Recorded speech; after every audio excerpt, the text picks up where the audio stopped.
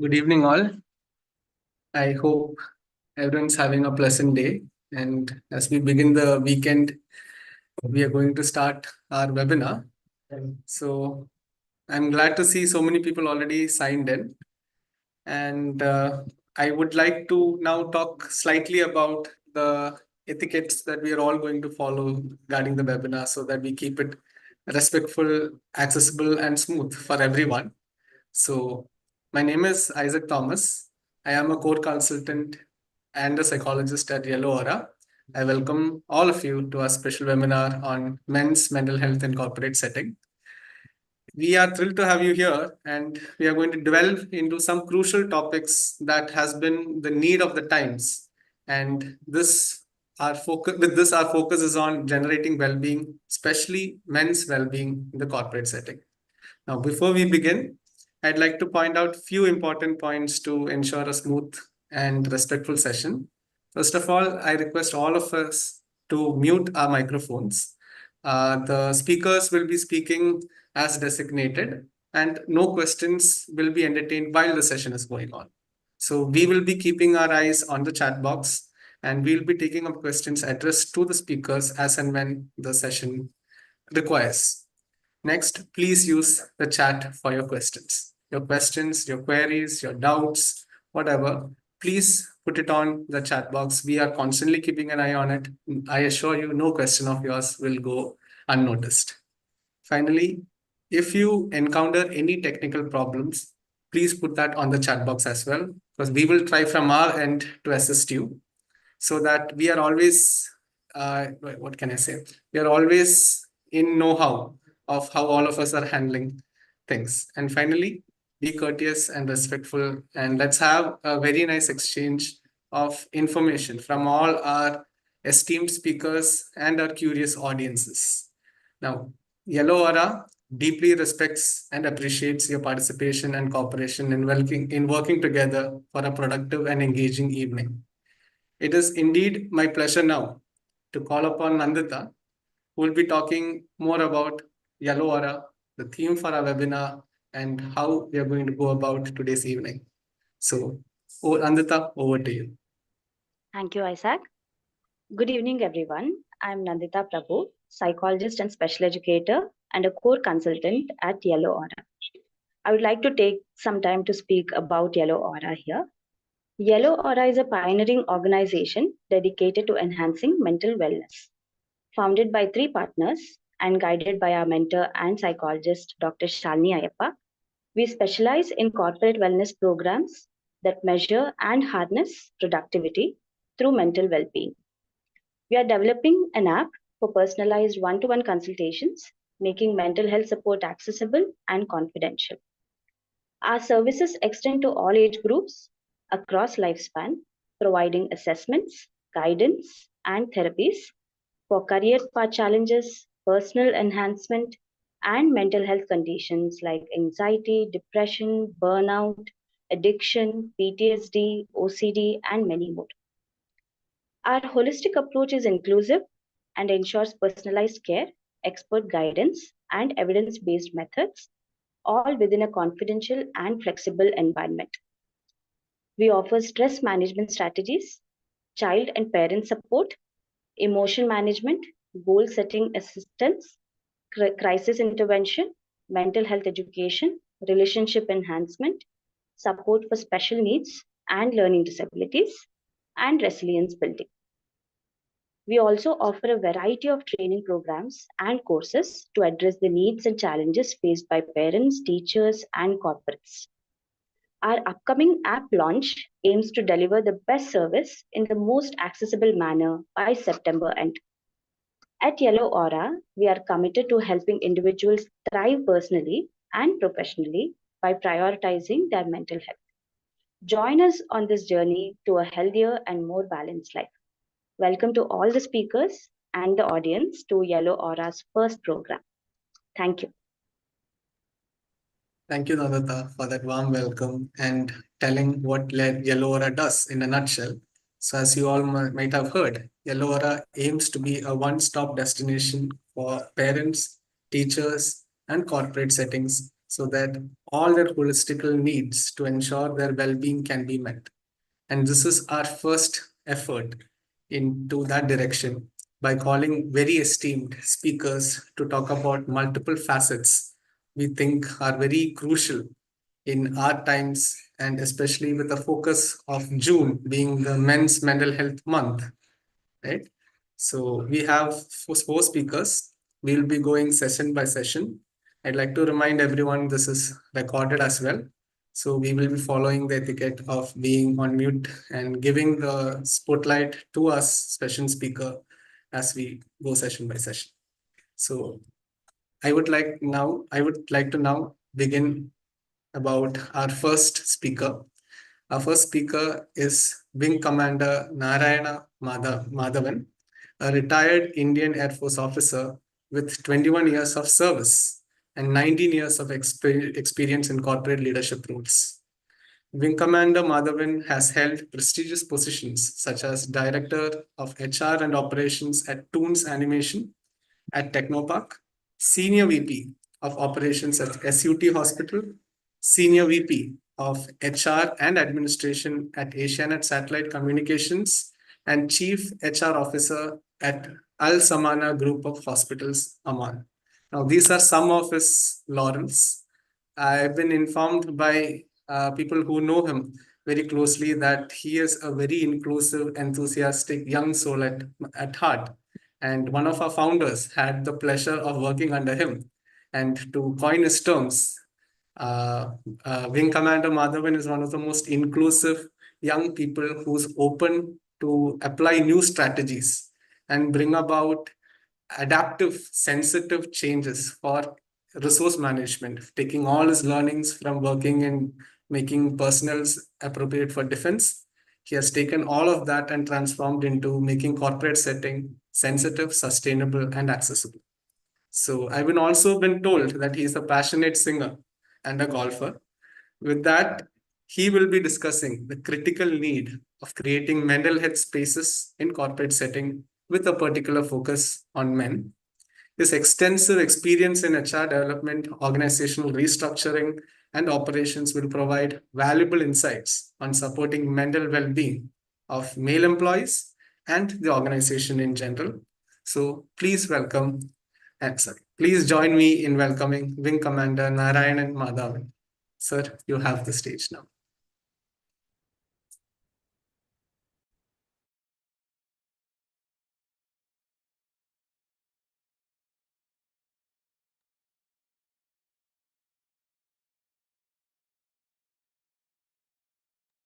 Right. Okay. Yes, sir. You're audible. Now I hope I'm audible now. Yes, sir. Very well. Okay. Good evening to all of you, the panelists as well as the audience.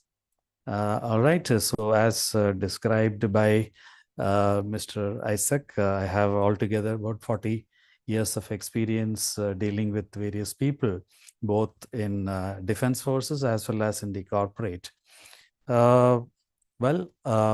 My topic is make space for mental health in corporate.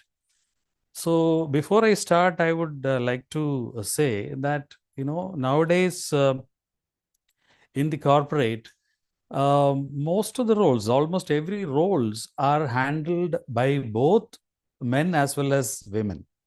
Gone are the days when, all the top positions or the, important positions used to be held by men and things like that. Those days have gone. Now, in fact, the women are holding much important and, top positions in the corporate now. So when I talk about, the mental health, especially in the corporate segment, it need not be specifically oriented towards men, because most things are common for both men as well as women. So let me talk about certain aspects, which I'll try to give some kind of a specific input for the men's mental health, but mostly it will be, applicable for both men as well as women. That's a preamble which I wanted to say. Now, going into the topic, what is mental health? First of all, we need to understand what is mental health. Is it different from physical health? Obviously, it is different. All of you would agree with me that both are different, and it is different from the physical health. And physical health means, your stamina, your BMI, all those things comes into place when you talk about your physical health. But when you talk about mental health, we need to understand what is mental health. Okay.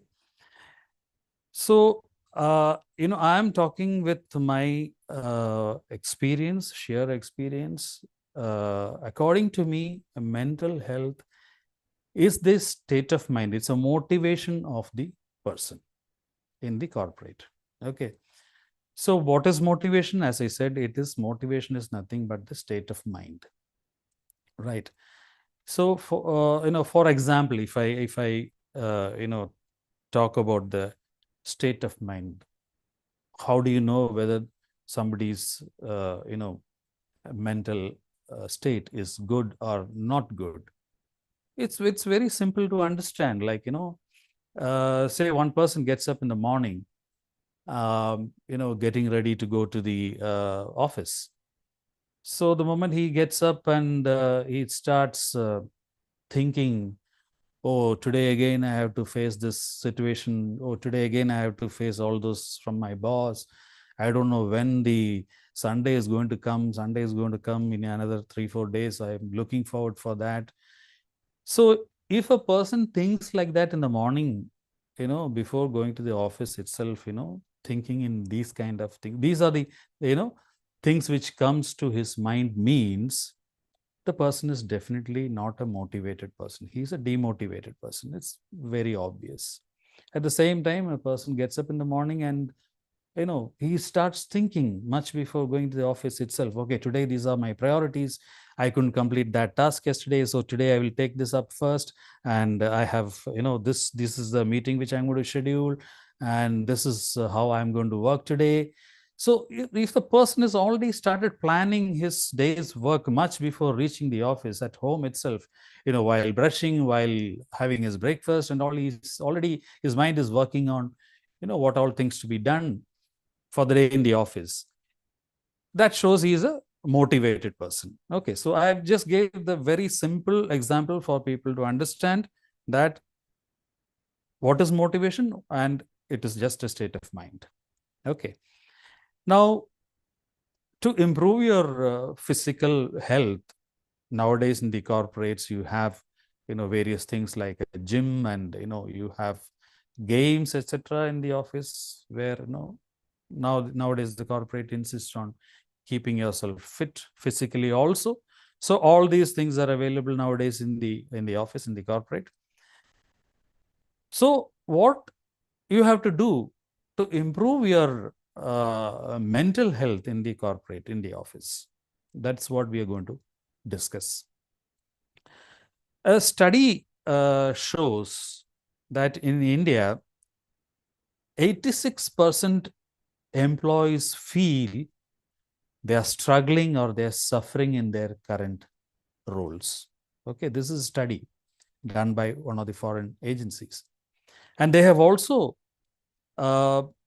stated that globally, employee well-being has declined from 35% to 34% in the last year, that is 2023. Though it is only 1%, but there is a decline in the employees' feeling, well-being. Okay, so, and that too, it's on the age group of 35 or less. So the younger employees are not feeling very happy. All right, because those days have gone when somebody joins an organization, he or she stick to the organization for at least 15 years, 20 years, like that.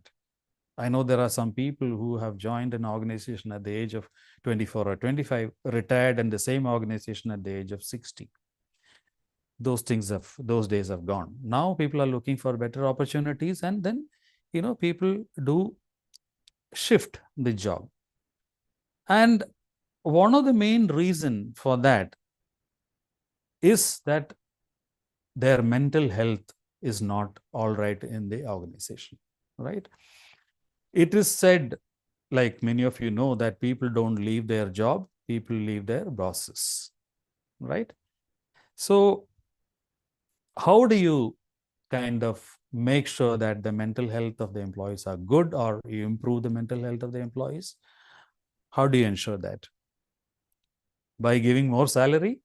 Do you think so? If you give more salary, people will be, happy. Yes, I'm not denying the fact that salary is definitely a motivational aspect, but it is not always. Okay, it is not always the salary increment, or it's not always you give a very good package, people will be motivated and their mental health will be very fine. It is not really so.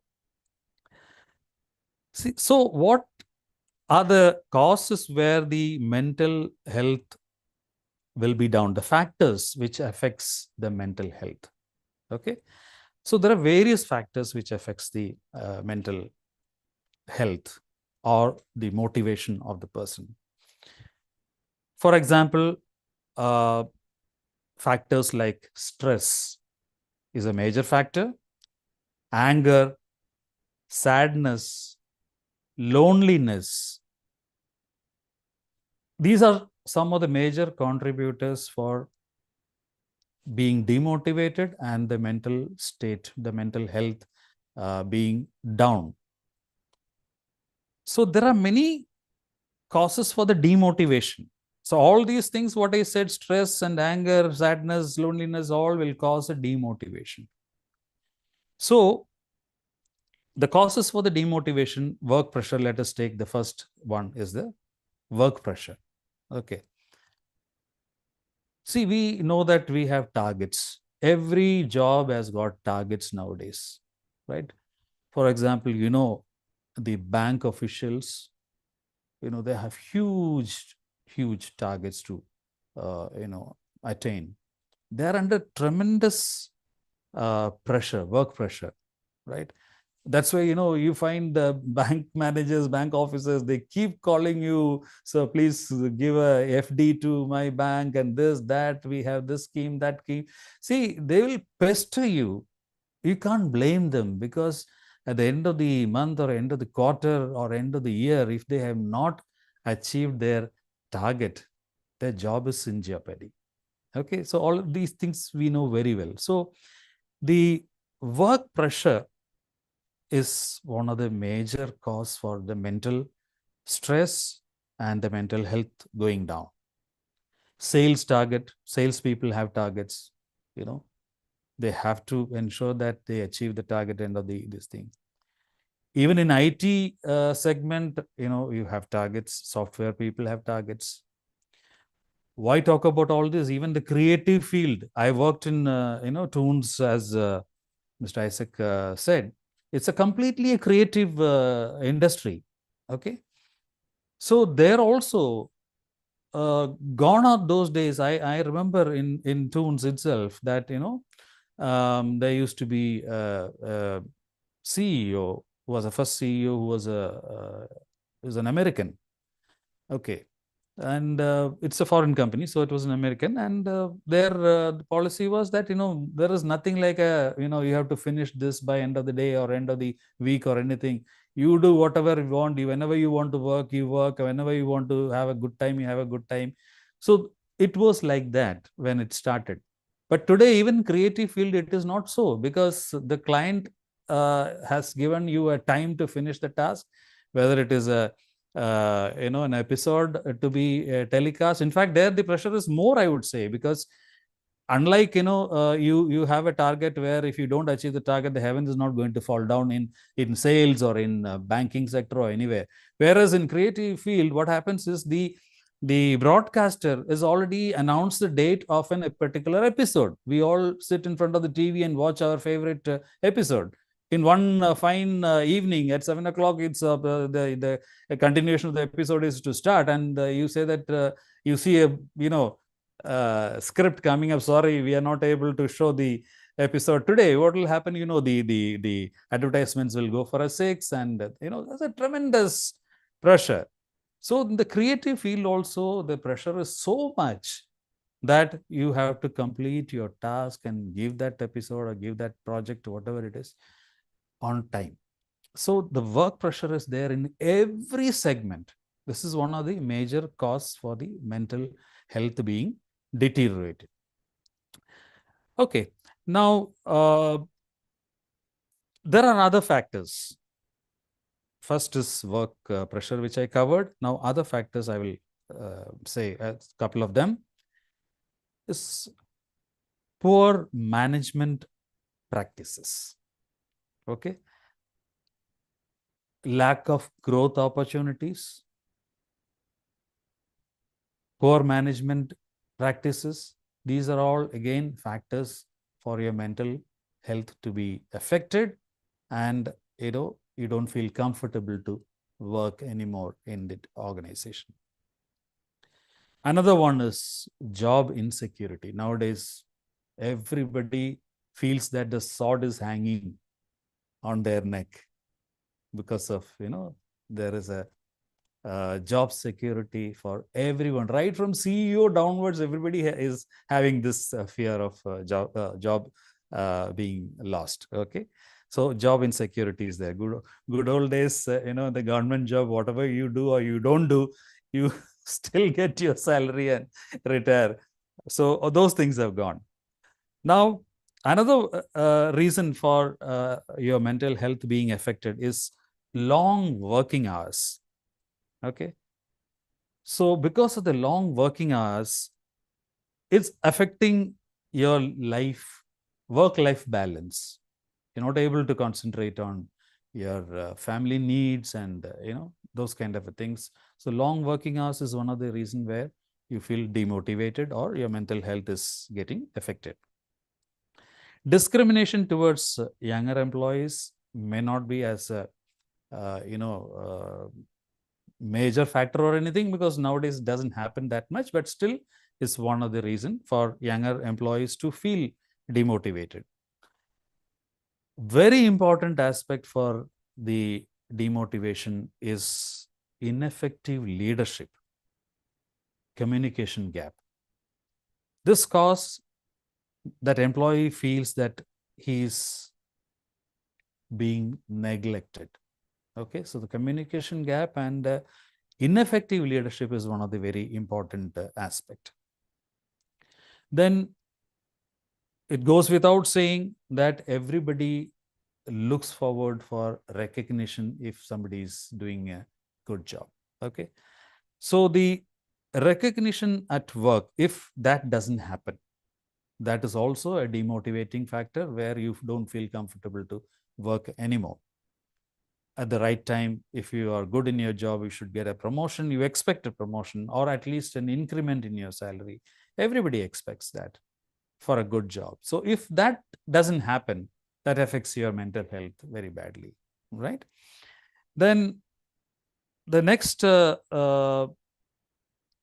is that, recognition, talking the same point, recognition doesn't always mean that one has to be promoted or one has to be given an increment in the salary. It is not necessary that way.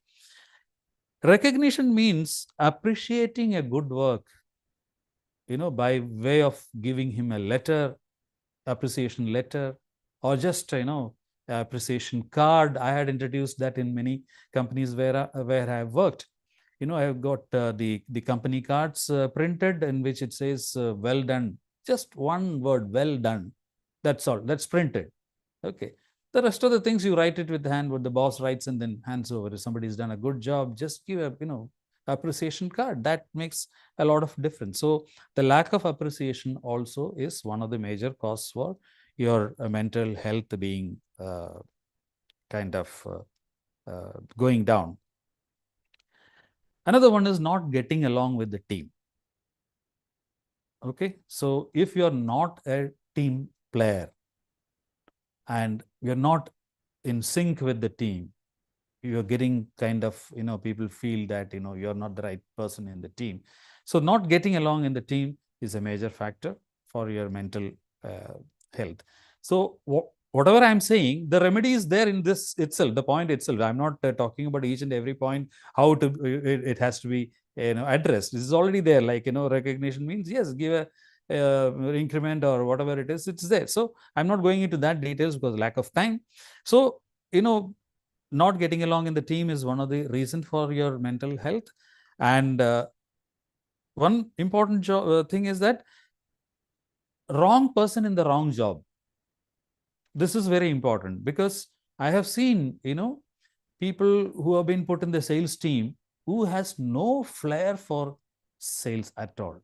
Salesperson has to mingle with the people. He should be good in talking. He should be happy to, go outdoor, talk to the people, that these are the basic characteristics of a salesperson.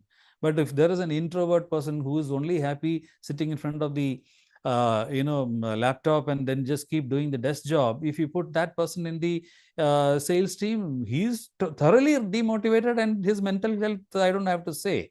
Similarly, the other way around, like, a person who is very good at the analysis and Excel and things like that, he should be given that job. He need not be put in any other department. So a wrong job, a wrong department also makes a difference. So obviously the remedy is that you have to understand the capabilities of the people, the skills of the people, and then put the right man at the right job.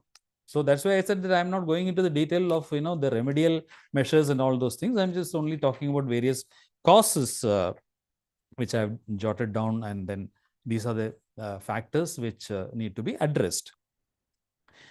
There can be personal matters also which reflects your mental health in the job, in your workplace. You have a problem at family, right? It definitely, if you have something very, very major problem, it shows when you are in the office. Okay, so the remedy is that, people have to understand, you have to talk to the people, understand what is going on in his mind, why the person is sad, or, why demotivated. All these things have to be understood and we have to address. See, obviously the family problem we will not be able to address it, but a consoling word will change. One of the experience I will tell you. Of course, it is not concerning the male mental health. It was a female employee. Okay, that employee was all the time sad and not happy to mingle with the team and things like that. So one day I called that staff and asked, what is the problem? I know there is something wrong, with something is going on in your mind. What is it? So I said, you can open up. If you feel that, something which you can't tell me, don't tell me. But if you feel like sharing it with me, at least, look at my age, I'll be able to advise you, something like that. So she told me that it was a typical, at home mother-in-law, daughter-in-law issue. Okay. So it's a very, very, very common thing, of course, nowadays may not be, right? So I can't do anything as the chief HR officer. I cannot, solve these kind of problems, right? But what I've consoled her. I said that, this happens everywhere. Don't think that it's only in your case it's happening. You should understand your mother-in-law's age factor, and she should also understand that you are a working professional. So it's a question of sitting together and talking to each other, and given some of the things. For don't kind of argue for everything, things will change and all that thing. So it gave her a peace of mind, right? It's not that I have solved their problem, but at least she was very comfortable after that. And I don't know, I could see whether the problem solved at home or not. I have no idea. Till today, I don't know. But there has been a change in her attitude, change in her mental stature. And it was, I could just by doing counseling, I could do that. So personal matters can be one of the reason. Now, some of the remedies which I can think of for increasing the mental health in the workplace is you should have good HR practices and policies, okay? And once in a while, you can have a motivational talk by some very good talkers, some speakers who can come and then give a motivational talk to the entire organization staff. That will definitely make some change in the people. You can have some kind of a yoga class, meditation class, those kind of things, and recreation, some recreational activities. So these are the things which will release the stress factor. Okay. Stress, I said, that can be due to various reasons, which I already covered. So these kind of activities will kind of help in releasing the stress of the people. Another thing is that to have an open door policy, right? So all of you know what is open door policy. I need not explain that. But open door policy also should not be misunderstood, right? Open door policy is what? If your grievances are not redressed, you can approach the top management, you can approach the CEO. You know, you don't have to, worry about any other thing. He is approachable, right? That is what is open door policy. Open door policy doesn't mean that, for each and everything the tap is leaking, you go to the CEO and say that the tap is leaking. It has happened. It has happened in, I won't name the organization. It has happened. The open door policy was misunderstood completely. So for each and everything, the tap is leaking in the washroom, the employee goes to the CEO and says, there are so many people under that. There is a administration manager, there is a work supervisor, the facility manager, blah, blah, all those things are there. But people go straight to because open door policy. That should not be. Okay, so if your grievances, you address to the right people, and if it is not addressed, then you can reach. So have an open door policy, okay? Flexible working hours and flexible working arrangements can release some of the tensions from the employees, okay?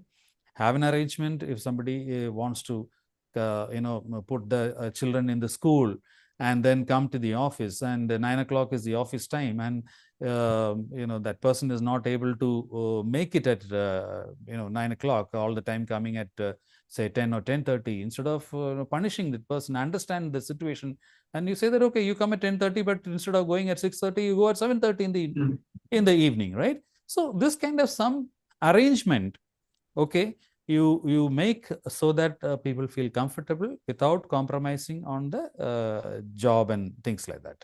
Okay, so those kind of work arrangement can release this thing. Promoting talents in the organization, people, some are good singers, some are good at various other art forms and painting, photography, and things like that. Have arts club and this, that, and have some kind of a once in a month, some kind of a small competition and things like that. So these are all the stress busters which will kind of make the employee happy. Sir, just a general reminder, we Yeah. have more speakers coming up, so Yeah, so I'll very much wind up.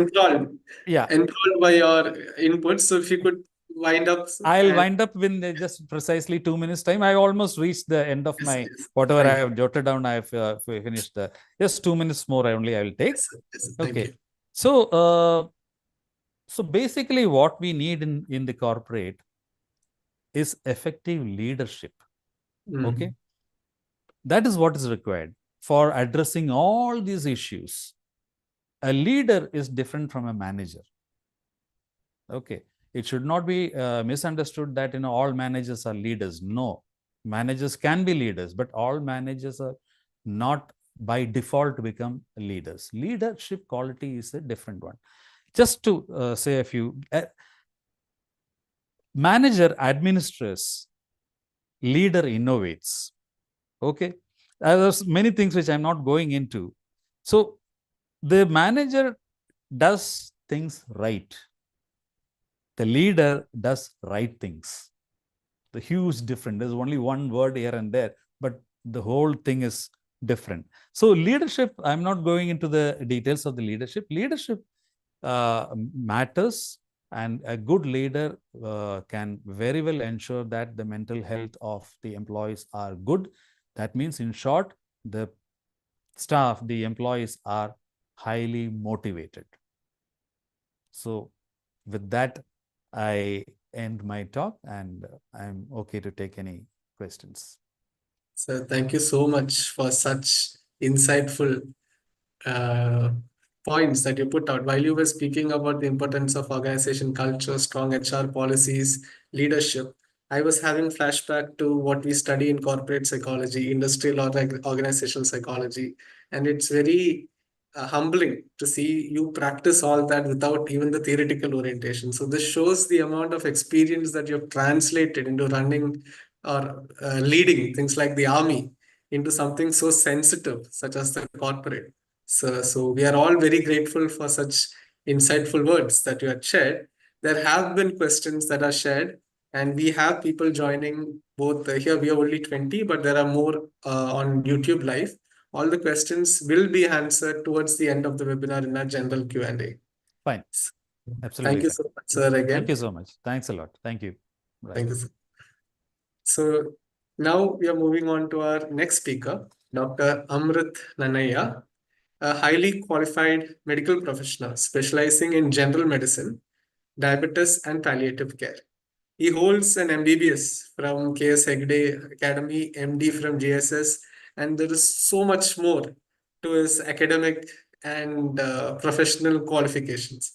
But one thing that really struck me in when one of the founders introduced me to him is the fact that he is one of the visionaries who stayed back to uplift the health and well-being of the people who of his native.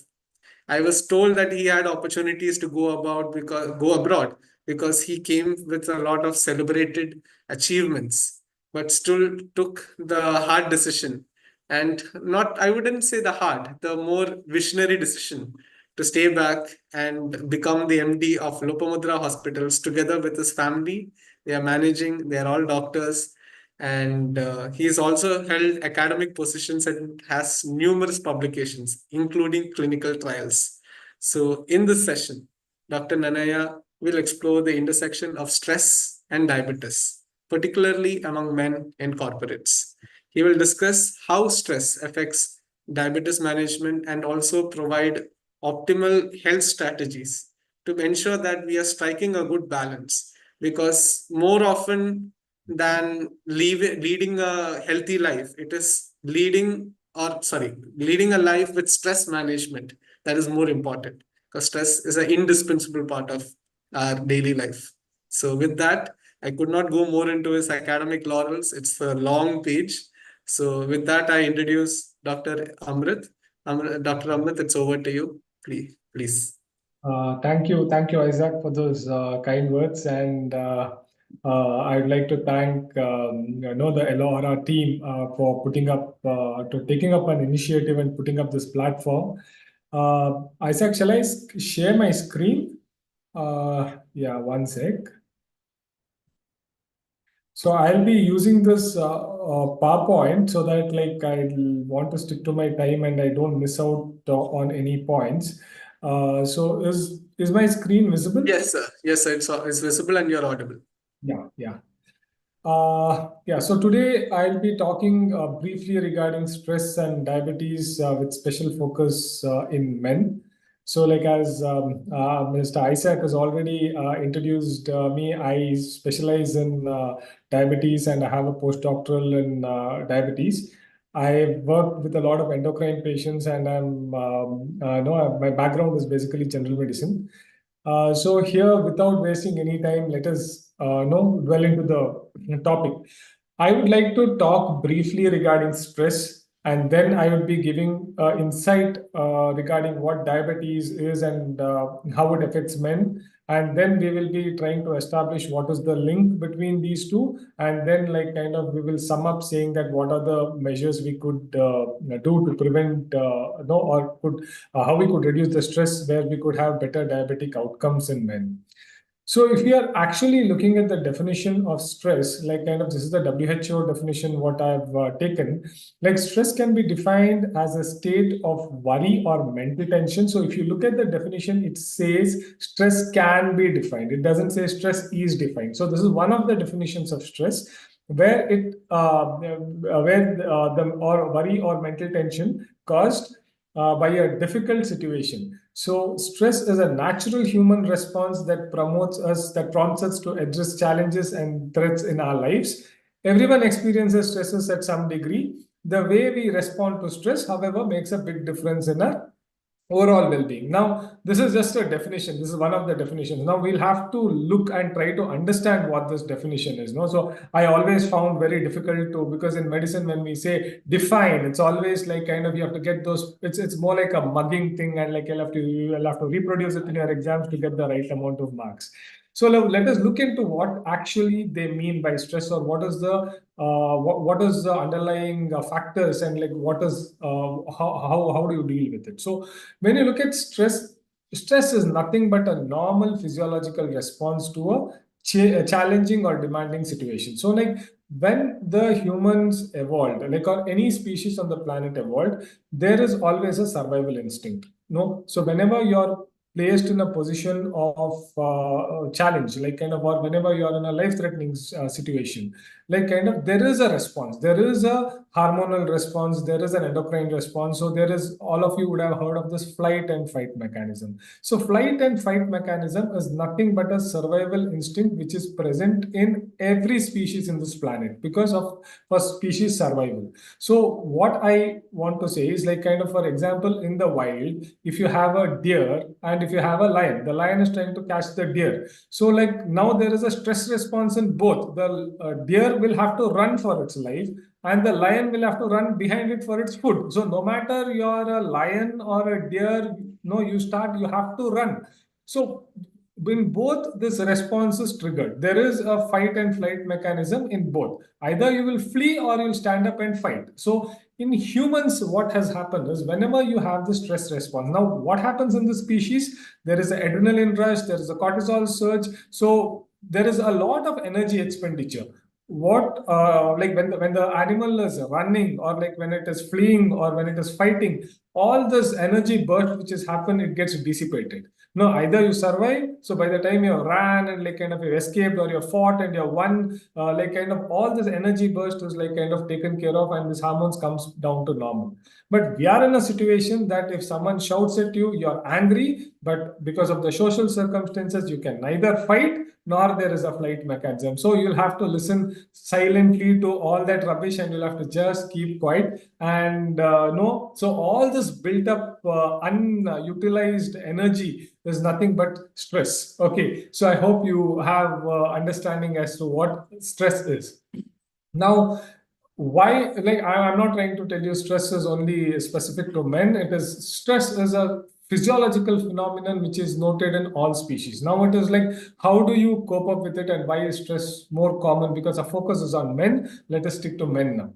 So here what happens is, like kind of Wing Commander has already told us about the work pressures, the long demanding hours, what the corporate world demands.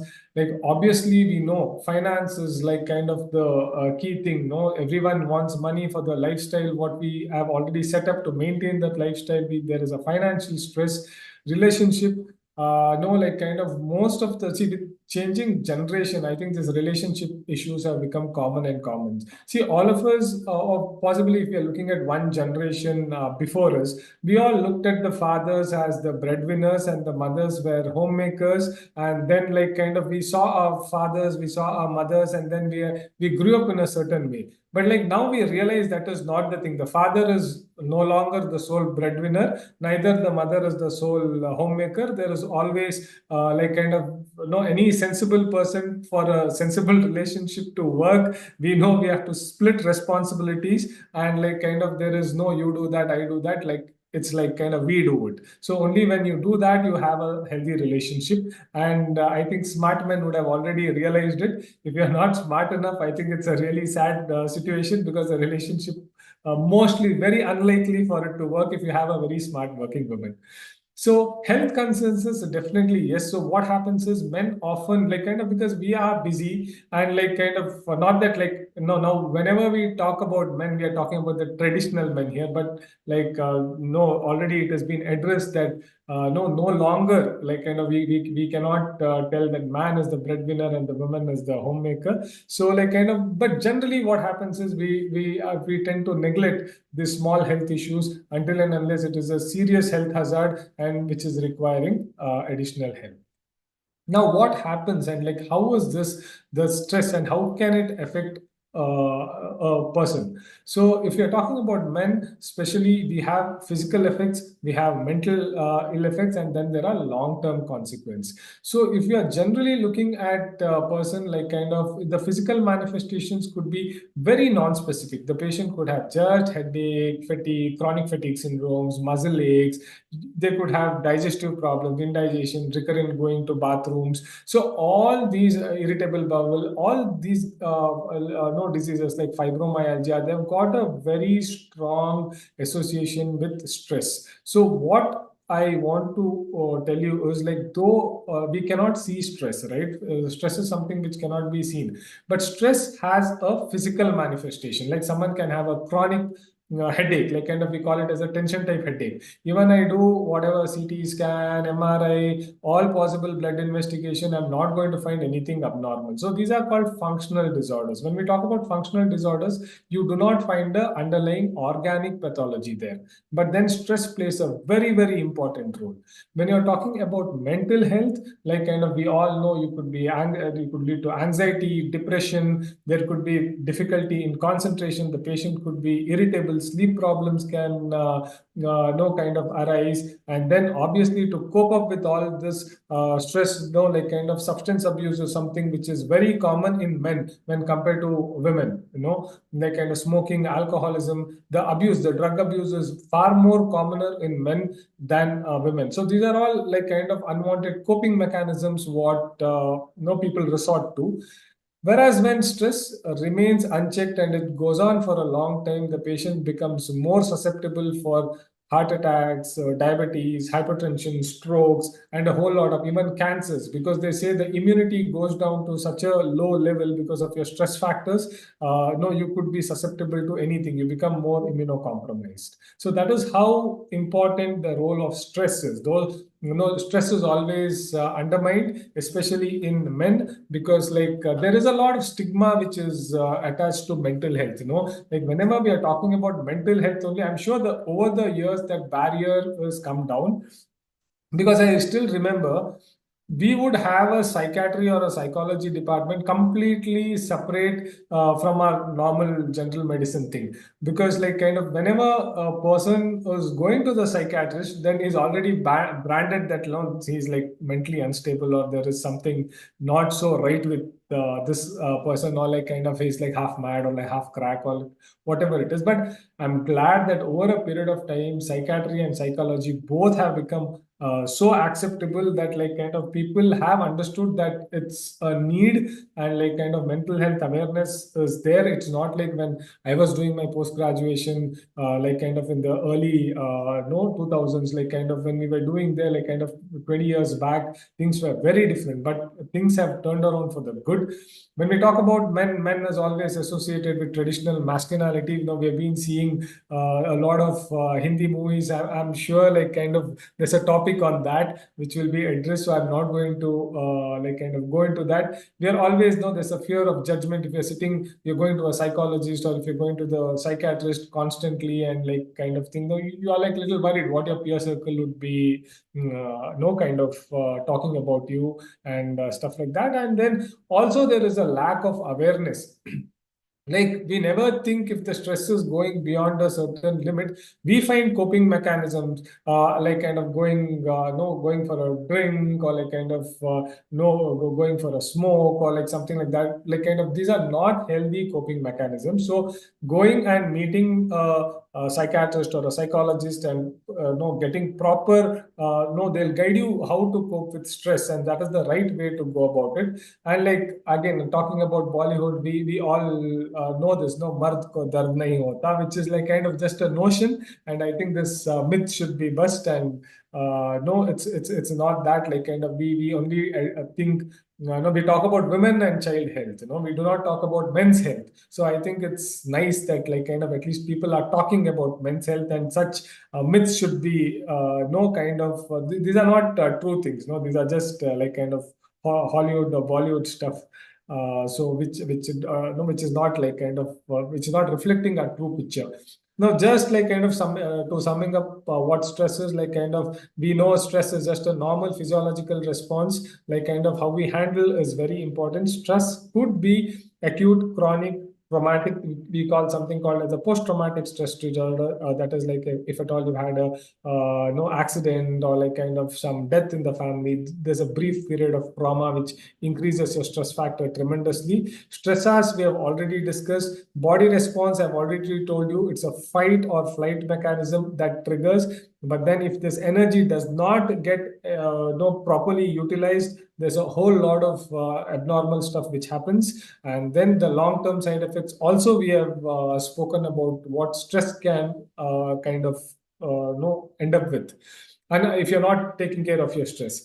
Now, briefly regarding diabetes, I'm sure like kind of like when we talk about diabetes, no, diabetic is a chronic metabolic disorder which is characterized by elevated blood sugar. Now, a person has a normal physiological blood sugar levels. So, in diabetic patients, the blood sugar levels are elevated above the physiological limits. Now, why this happens? This happens either because your body is not producing insulin, or the insulin which your body has produced is not working properly. So these are the two conditions generally why a person develops diabetes. Now, what is that? No, why are we so bothered about diabetes, and where did all this diabetes come into the whole webinar today? And like, why are we linking stress to diabetes?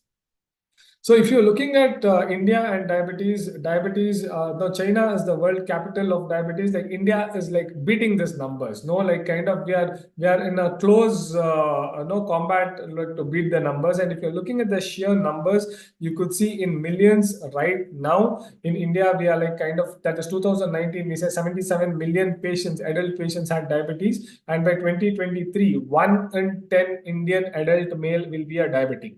Okay, so this is an alarming figures what we have, and these are only, mind you, the detected numbers. In a country like India, we have millions of patients who are not diagnosed. So actually the recent ADA census says that like kind of by the year 2030, 1 in 7 adult in the Indian adult would be a diabetic. So that is how alarming the numbers are. It's a huge financial burden on the country, on the family, and like kind of the complications are immense. So I will not be going in detail about diabetes, but then one factor I want all of us to know is we as Indians are more prone to diabetes. Like, why is that? One is the ethnicity. Being born an Indian itself predisposes you to a risk of diabetes. So there are a couple of theories which I'm not going into the details. So what we call is, there are two very famous theories. One is the thrifty gene hypothesis. Thrifty gene hypothesis states that like kind of when we evolved,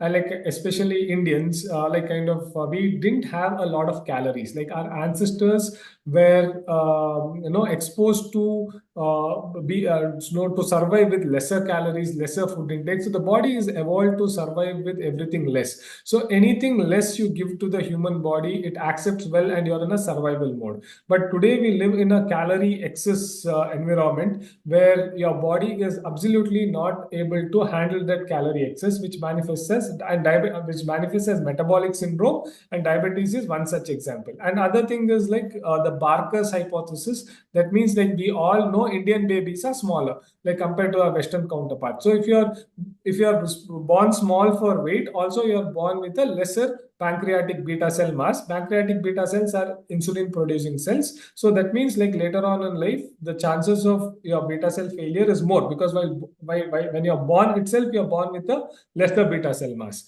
Family history, yes, if you have a family history, because diabetes is a polygenic disorder, the chances doubles up. And also there is a scary phenomenon which is called as phenomenon of anticipation. That is, if your grandfather was developed diabetes at 50, you will develop diabetes at 40. Like your father will at 40, and you can develop it at 30 if you don't take care of know your proper health. So when we are talking about the age, the problem with Indian men is the diabetes hits you at the most productive age group. That's like kind of, we are talking about 40 to 50 years of age. Like if you're looking at the Western counterparts, you're basically talking about diabetes happening much later, like kind of possibly after 60 years, 70 years. Here it affects us very early, and like which definitely has a huge burden on the whole family. Lifestyle, yes, we are not so physically active, and diet, I'm not going to be dwelling because we have another very qualified speaker on diet and nutrition who will be addressing that. But then one point I would want to make about diet is like kind of the amount of calories what we consume. In the Indian population, 70% of our caloric requirement is met by carbs, which is a very no bad thing for diabetes. When you are looking at any Western counterparts, it's always less than, it's around 50 to 55% carbs and proteins and fat is like kind of constitutes for the other thing. But in Indian patients, 75, almost 70 to 75% of our calorie requirement comes from carbs. The more carbs, the more problem you have with diabetes. Now, what is the link? Like kind of why are we talking about stress and how can stress cause diabetes? So we all know that like kind of I've already discussed about this stress, your fight and flight mechanism. So during your fight and flight mechanism, we basically, there are a lot of other mechanisms, but the main thing what we are talking about is cortisol and adrenaline. So what does this cortisol and adrenaline do to the human body? First thing is there is a hormone imbalance. Whenever there is a hormone imbalance, what happens to the liver is the liver will start producing glucose.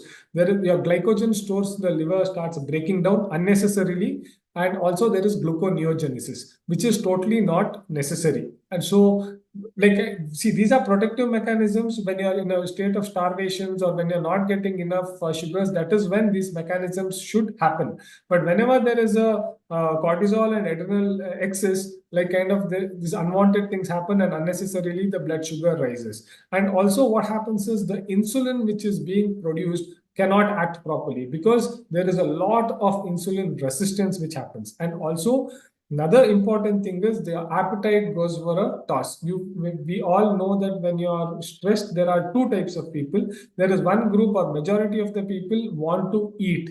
No, they feel like kind of that gratification by eating. They feel the stress temporarily goes down. There is another group of people who starve. So, but this eating group constitutes the majority, whereas the starving group is a minority.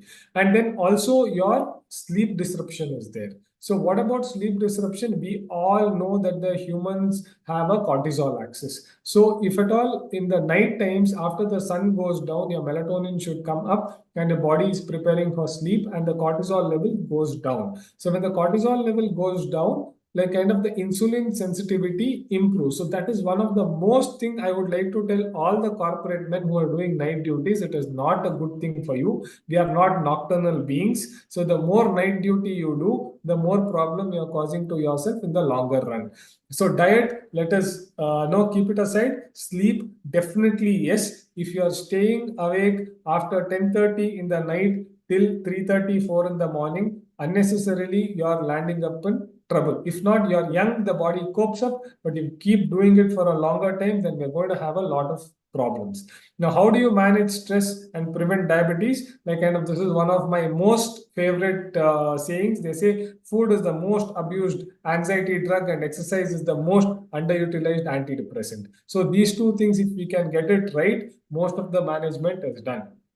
No, and mindfulness and meditation is something very, very important because until and unless you are mindful of what you're doing, you will only keep doing unwanted things. Physical activity is a must because we are not designed or we didn't evolve. The human body is not evolved to be sitting inside a closed chamber in front of the computer and doing night duties. No, as long as you are in sync with the nature and you respect the rules of the nature and you respect your body's cortisol axis, your health is going to be fine. And calorie excess is something which is we are very worried about, because we no longer live in a calorie deficit environment. We all live in a calorie excess environment, and your body cannot handle anything which is excess. Even you don't eat for 2 days, you will still live. The body is not going to have any problem, because most of us, for us, eating has become a conditional reflex. No, like kind of we eat by the clock. You don't listen to your body. So once the clock strikes, the lunch, breakfast thing, it goes around, and it has become more of a habit rather than a need. Okay, so we eat to satisfy our taste buds rather than to meet the nutritional requirements of our body. So, a couple of last slides, like kind of we have to prioritize our well-being. So this is something which is very important for men to know, because we always go that extra mile, like kind of to keep everyone happy around us. But until and unless we are physically and mentally fit, you cannot keep anyone else happy. We'll have to set boundaries. We have to say no when no, you got to say no. And then we have to have some stress busters, some hobbies, exercise, or anything to take our minds off. Then practicing mindfulness, I've already told you. Now, this is one of the most important things what we have done. We have had open communication, active listening. So all that we are doing to cope up with the stress. And we have to have a network where we have health professional support group. That's exactly what we are doing. And this is one of the very good apps what I've come across. Like kind of, this is my last slide. This app is by Varun Medappa and team who lives in the US. So normally what happens is I would want to put this person across to Dr. Sushma also to see how they can work together. So this is an app. Like, I'll just take this. If you want, you can take a screenshot. So what it does is, generally we know calorie counting becomes very, very, very difficult. So you go to a dietitian, she'll give you a diet chart. She'll tell you this much percentage of the portion should be carbs. This is your kilo. This is your total caloric requirement. So much should come from protein. So much should come from carbs. So how are you going to do that? So this app, you just download. Whenever you eat, you set your caloric requirement and you just take a photograph. So once you've taken the photograph, it will upload, and it will give just your plate photograph of the meal. If you take roughly, they're still working on it. It is AI aided. It is beautiful. It might not be 100% accurate, but then their accuracy is improving with the newer and newer data what they're getting in.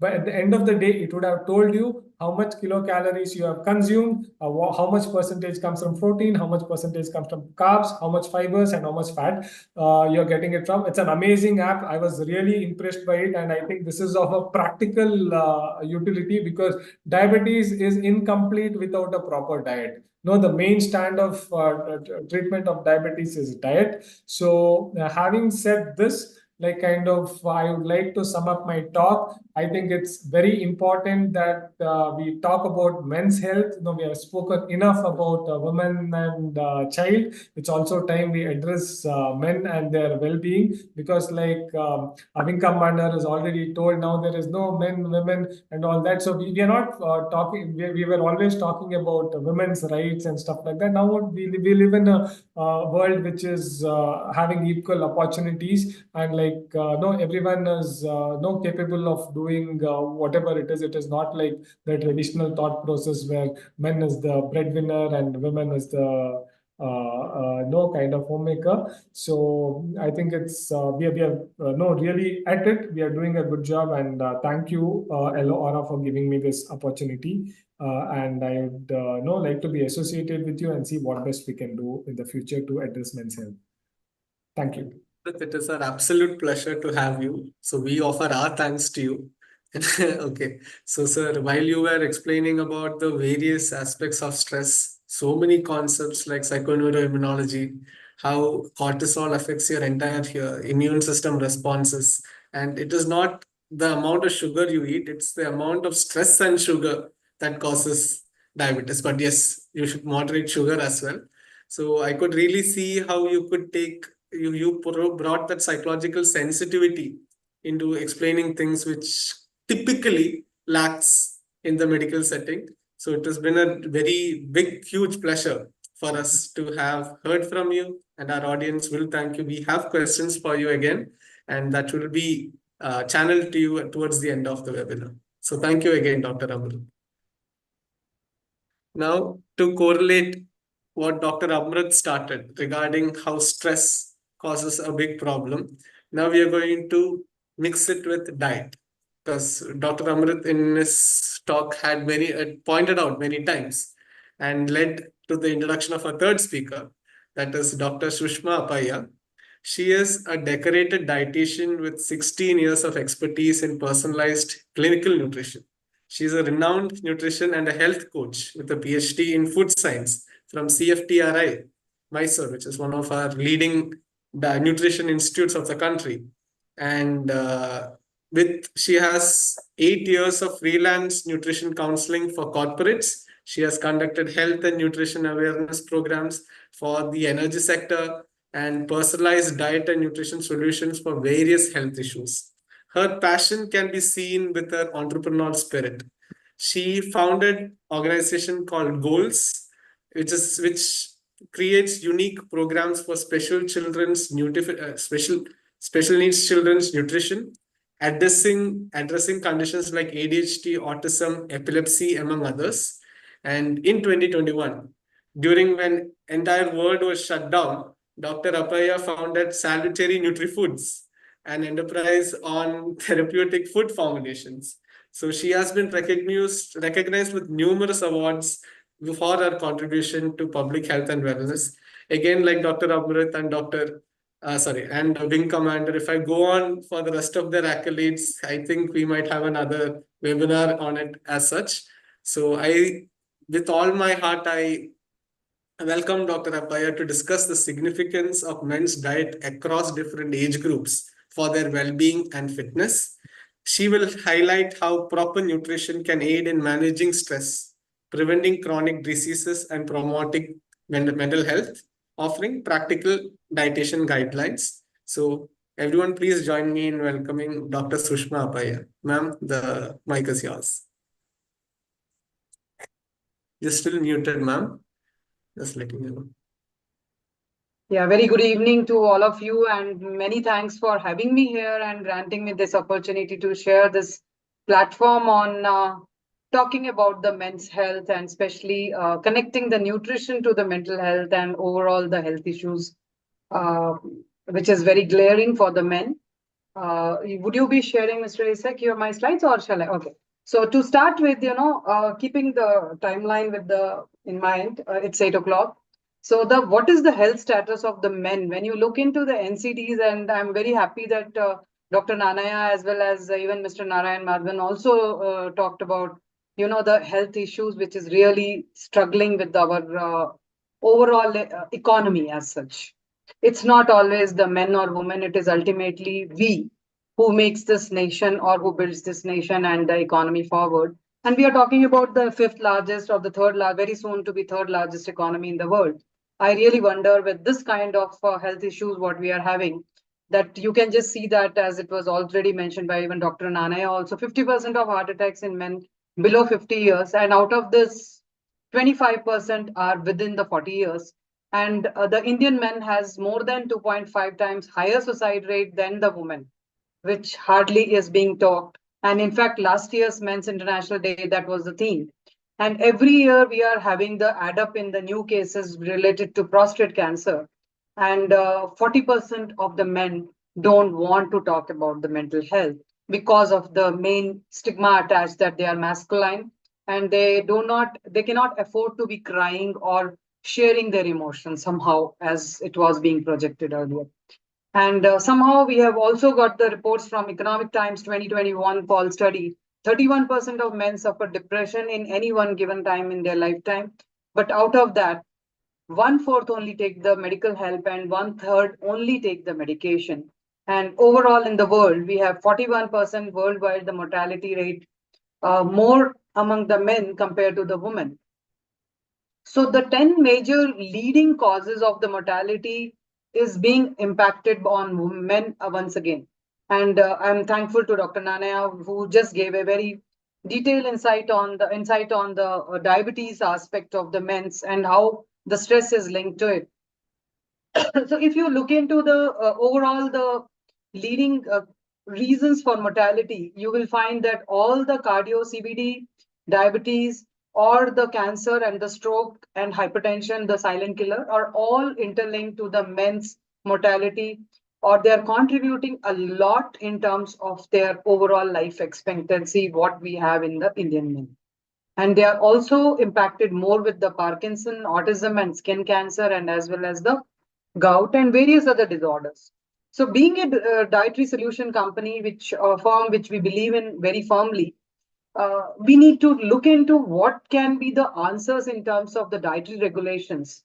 So as we were just talking about the dietary regulations in diabetes, to start with, yes, we Indians, our diet is largely comprised of carbohydrates. We need to change the type of carbs which we are taking. We need to go for the more complex carbohydrates so that we can regularize the sugar spikes or the insulin resistance which we are facing. And I would like to tell you that in our own center, we find day in and day out the number of cases which we are handling now, or which people doesn't even know that they are diabetic, and they get into our clinic, and when we look into their symptoms and we get the clinical reports, we find most of them are already crossing towards the not only the pre-diabetic, many of them will have the HbA1c levels more than 8 or 9, which is very, very scary situations. Next slide, please.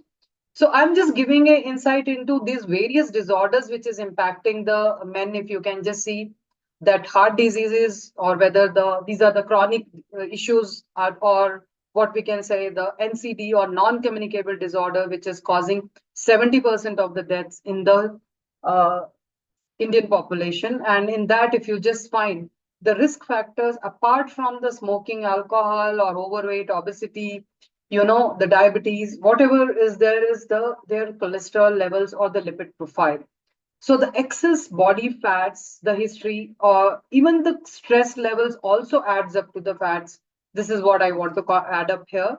And the HDL levels are very much in our own hand. By adding the regular exercises and by adding the certain small modifications in your dietary, day-to-day dietary aspects, you can add up the omega-3 or add up the anti-inflammatory in terms of the seeds, the various contribution from our own dry fruits, and dark leaf or the sopus, what we call that, is really very good, and fermented foods. These are really very important. Next slide, please. So when you look into, again, the hypertension or the silent killer, I would like to say that more than the women, by the age of 30 plus, the men are impacted by the hypertension or the high blood pressure issues. Simple changes like reducing the salts, cutting down on your processed foods, and cutting down on your refined products, cut down on the sugary foods. Here, I would like to say, any given time, if we consume more than 3 to 4 teaspoons of sugar in one single food, you are impacting your immunity and you are causing more stress. And it is exactly what Dr. Amrit was talking about, the flight or the adrenal and the cortisol turmoil. You are pushing yourself more and more towards that. And one simple example I would like to give here is your so-called energy drinks, so-called sugary drinks. In terms of the energy drinks, like it's not fair to give the names, but then most popular among the youngsters are these so-called energy drinks are loaded with artificial sweetness, synthetic caffeine, again, not giving you anything other than, and then there is a huge amount of phosphoric acid, which adds up to your gastric and gut related issues, and excessive salts. This is again another thing. Being a food technologist, I know that we cannot have processed food we cannot maintain the good quality of any food product without being added with either the sugar or the salt. But then there are 19 different names of the sugars, and there are more than 8 to 10 different ways the salts can be added. So if you are searching for sodium on your packets, you will not get it. You will be coming in the different various forms. So then you have the prostate cancer, which is again being now, I would say that IBS and prostate cancer is another area which I would say is impacting a lot among the men. just today, just before coming here, I had few, again, the men portion again being more, they are coming here again to look into their nutritional aspect because they are gaining weight. So that is one thing which I would say is very good thing. But then what exactly is the concern is that most of the time the men doesn't get into clinics for their own health. They will bring their counterparts, they'll bring their children, but they will not ask for what they are needing. And that's the where I would say the alcohol consumption, smoking, and substance abuses is really very high, and the unhealthy eating pattern. Especially, I would say that even the blame even goes on to the sports fraternity, like IPL matches, various matches going on in late evenings. You sit post evening, late evening, along with a pack of some packaged food, and you are continuously munching or chewing. And you get excited also, you are eating more. When you are depressed also, you are eating more, both the way. And that's where I would like to say you go into the aging and the weight gain again is the issues. So their hormonal changes, the muscle strength gets impacted. So you start taking very high amount of protein supplements. So that again is not the only answer. You pushing again to your weight gain in unhealthy manner once again. Yeah. Can I have that? Yeah. So how does the managing the weight, if you see all these issues which is impacting men largely is related to men, so overall weight and their lifestyle. So how do we manage it? So there is predisposed genesis. We know that if you are having a family history, you are having more concern towards the getting into any of these NCDs issues. Then the energy intake is maybe high, but then your physical activity has to be increased and energy intake has to also reduce as per your own requirement based on your BCA or body composition analyzer, which gives a detailed profiling as to what do you need. The recent RDA, which has brought out the newer recommendation, says earlier we used to say 1 gram protein per kg body weight of the men, but now we are telling it is 0.8 gram per kg of your body weight is the ideal thing. And getting a regular behavioral changes and modifications in our day-to-day pattern is extremely important to keep ourselves away from the stress, because stress are the precursors of most of these morbidities or the NCDs or non-communicable diseases. And clinical health checkup, just by not only thinking about going to the doctors also is not the right way, or going to doctor only when you are cross the border. That's not again the right thing. Nutritional health checkups and the clinical periodic checkups are very important aspect there. These are the very strong health markers. Next slide, please. So what should you do? You need to look into your personalized nutrition. The general Google Gyan will not work anymore for any population, whether it is men or women. You need to have a balance between the mental, physical, and the spiritual thought only by pumping up your metabolism. So you need to move yourself more. You need to improve your protein type, the quality of your protein. You need to stay hydrated, not only by just by adding water, but we say there is a new adage. You need to eat your water. So eat more of fruit, juicy fruits, or the water, high water content foods. This is what you have to do. And you have to snacking right. So when you look into your visceral fat is one area which I would like to say is the one concern which you need to be checking up regularly as to what is my visceral fat, because this is the first indicator you are pushing yourself towards the unhealthy eating and the wrong lifestyles. Next slide, please. So what should be the dietary recommendations which you should be thinking about? More than 2 to 2.5 cups of fruits and vegetables. We have now come from out of the My Pyramid to My Plate. This is what is the recommendation by the NIN recommendations for the nutrition. Whole grains, in your total whole grains, there should be half should be the whole grains. So if you are taking 60 to 70% carbs, 35% should be the whole grains. It should not be just the rice. It should be less polished. It should be less processed. And you can add more of omega by adding 2 to 3 servings of fish per week. And quality protein is the crux. Don't just think about proteins, but also think about proteins which can be digested better with high biological value. And that's where the whole egg plays a real huge role there. Apart from those who are on the completely the vegetarian diet, you would say that portion size is very important. 5 to 6 serving per day of vegetables and fruits. So you can see 2 serving of fruit and 6 serving of vegetables. So 8 servings per day. Each servings of vegetable and fruit is equal to almost 100 grams. Please mind that. This is in general for all the age groups. And if you are above 70, you need to cut down on your overall fruits and the fiber because gut cannot accept so much. And gut microbiota or the probiotics is the one era where the nutrigenomics and the gut specific bacteria are going to really improvise on your energy metabolism, pump up your metabolism, and help you maintain your body weight by burning your fats and distributing in an equal manner and enhancing your calorie burning and not allowing your fats to go into the storage mode. That's how you can control your inflammation and you can maintain your weight very effectively. So this is one area which is really taking up and it is really required very much in nutritional way. So I would say your weight manager should not be just the weight. Low glycemic index foods should be the real lookout for you. Add more fibers, add more of the calcium rich foods because it will take care about your leptin and your food regulation, the appetite regulation, and increase the fats and oil, which is more with the MUFA, the PUFA, or omegas or essential fatty acids. Next slide, please. So exercise is one of the most integral part, but people may find that either they run to the gym, forget about the nutrition part, or the nutrition as such means to them, most of the people till the recent time is just taking protein supplement.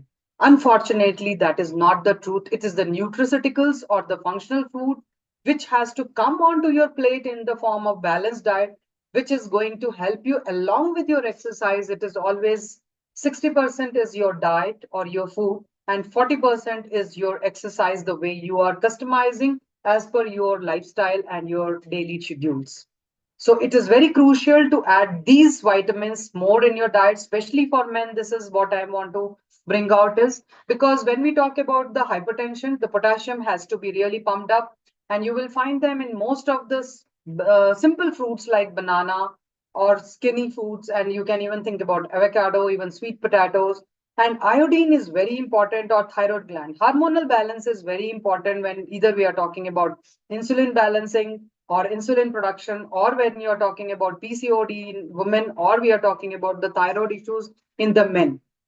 So this is where I would say the iodine plays a very important role because your energy metabolism is completely dependent on that.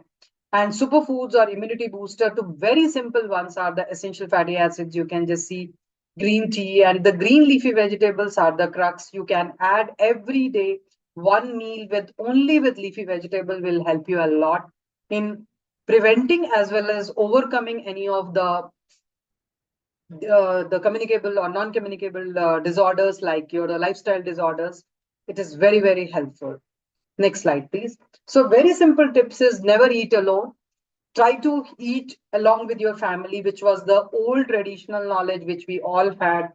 And most of us were earlier following it, but now we all have our own systems, our own mobile gadgets, and our own programs. So we are sitting the 4 members in the same home, sitting in 4 different places and gobbling their own food. We do not even talk. We do not even know what we are eating. There is no mindfulness in what you are doing. And that's what has to stop. And if you are into the job profile of corporates, you need to make it reminder to yourself, get up, walk every 1 hour in between your meetings, and the late working hours or the sleep hygiene has to be really, really taken care of. Next slide, please. You have to respect your very famous author on the nutrition, William Walcott and Trishify, who said mindfulness. So enjoy your every moment, whether you are eating, whether you are working, be passionate. There are many cases when you are not very comfortable with your own job profile, but then start looking out what is the best in that and have your mind very positive. So this is what I would just like to say. And one more slide, which I think I would like to just talk about is before this we end this is the sleep hygiene is extremely important. if you think that I am taking the 8 hours of good sleep, that's not enough. The time which you go to your bed is extremely important. You have to understand there is a particular protein which gets denatured every night based on the light and the dark cycle. And there's a cortisol hormone, which has been explained earlier also, and also the melatonins. So till your sleep is taken care in the right manner and in right timing, that is the only way you can take care about your avoid any of these lifestyle disorders. And men has to come out with their emotional thoughts. They need to talk to their people, either with their friends or their counterparts or their own friend circle, or even they need to have some time out, some good hobbies they have to inculcate, so that they can really impact, or they just have to, rather than just dipping themselves with the alcohol or drug abuse, they need to just come out of it, talk about it, communicate. And as Mr. Madhavan said very rightly, communication is one very important tool to think in a positive frame and get solutions. So with these few words, I would like to say once again, thanks to each one of you, and for making me part of this I would say, very thought-provoking health platform for men. And I would be very glad to be continuing the part of this whole platform and contribute in whatever little manner I can. It will be really my pleasure. And thanks once again to Ms. Nandita Prabhu, as well as Mr. Isek and Dr. Shalini, who is behind this whole program. And great sharing with wonderful thoughts with my earlier speakers. Thank you once again. We're open to any questions. We'll take it up. Thank you. Thank you so much, Dr. Sushma, to the way you associated what Dr. Amrit said and what Wing Commander said to diet. Right? We need to live life associatedly. It's not just we communicate on one part and we stay sugar-free on another part and we avoid something on another part. All of it has to come together as a cohesive whole. And your focus on the, let's say, the adrenaline cortisol diet axis. It is not a simple thing to look at, and the importance of sleep, the importance of managing endocrines, metabolism, all of these things. So we have to realize as audience that there are some things that we don't totally understand by just looking at Google or influencers. We have to leave it to the experts to understand the nuances and integrities of how we should design our entire lifestyle. And thank you, thank you so much, Dr. Sushma. It was a pleasure for you to shed light on such aspects. Pleasure for me also. Great learning. Thank you. Thank you, madam. And now we go to the last speaker, that is Mr. Abhaya Simha. And he has been, like me, an Alotian. So he has studied in Mangalore and he has gone to Pune in Film Institute to graduate there and become a resource faculty there as well. So he is a renowned Kannada film director and a screenwriter. He has made acclaimed films such as Gubichigalu. My Kannada is not that strong, so please forgive me if I mispronounce. And has won the National Award for the Best Children's Film, Padai, which has won the 65th National Award for the Best Feature Film in Tulu. So he has taken up the most local language in one small part of Karnataka to a national level, that is Tulu. And after finishing his undergraduate from Kannada, English Literature and Journalism from Aloysius, Mangalore, he pursued further education in film direction at the prestigious Film and Television Institute of India. And the blend of literary and technical education has significantly contributed to his storytelling and directorial style, earning him national recognition and awards in the Indian film industry. Now, he has not done many movies, but the movies he has done are quite noteworthy. And many people have told me also his approach to storytelling is quite beautiful and very well informed. And that is why we have him talking about the concept of toxic masculinity, its portrayal in media, and its real life implications. We will explore how toxic masculinity affects men's mental health in corporate setting and provide insight in these challenging times to, let's say, oppose the stereotypes. So please join me in welcoming Mr. Abhay Simha. Sir, you have the stage. Yeah, hi. Thank you, Isaac. Yeah, as you said, proud illusion. Yeah, I did my film studies in Pune Film Institute. I'm audible, right? Yeah, thanks. So I did my film studies in Pune Film Institute, and later on I came to Bangalore and did my started my film career. I am not an academician, so pardon me if I don't give insights as you said, but this would be merely my observation during my practice and observation of films. So I was, when Shalini ma'am gave me this subject of toxic masculinity, I was wondering, how do we define it? So I was checking for definition of what is toxic masculinity.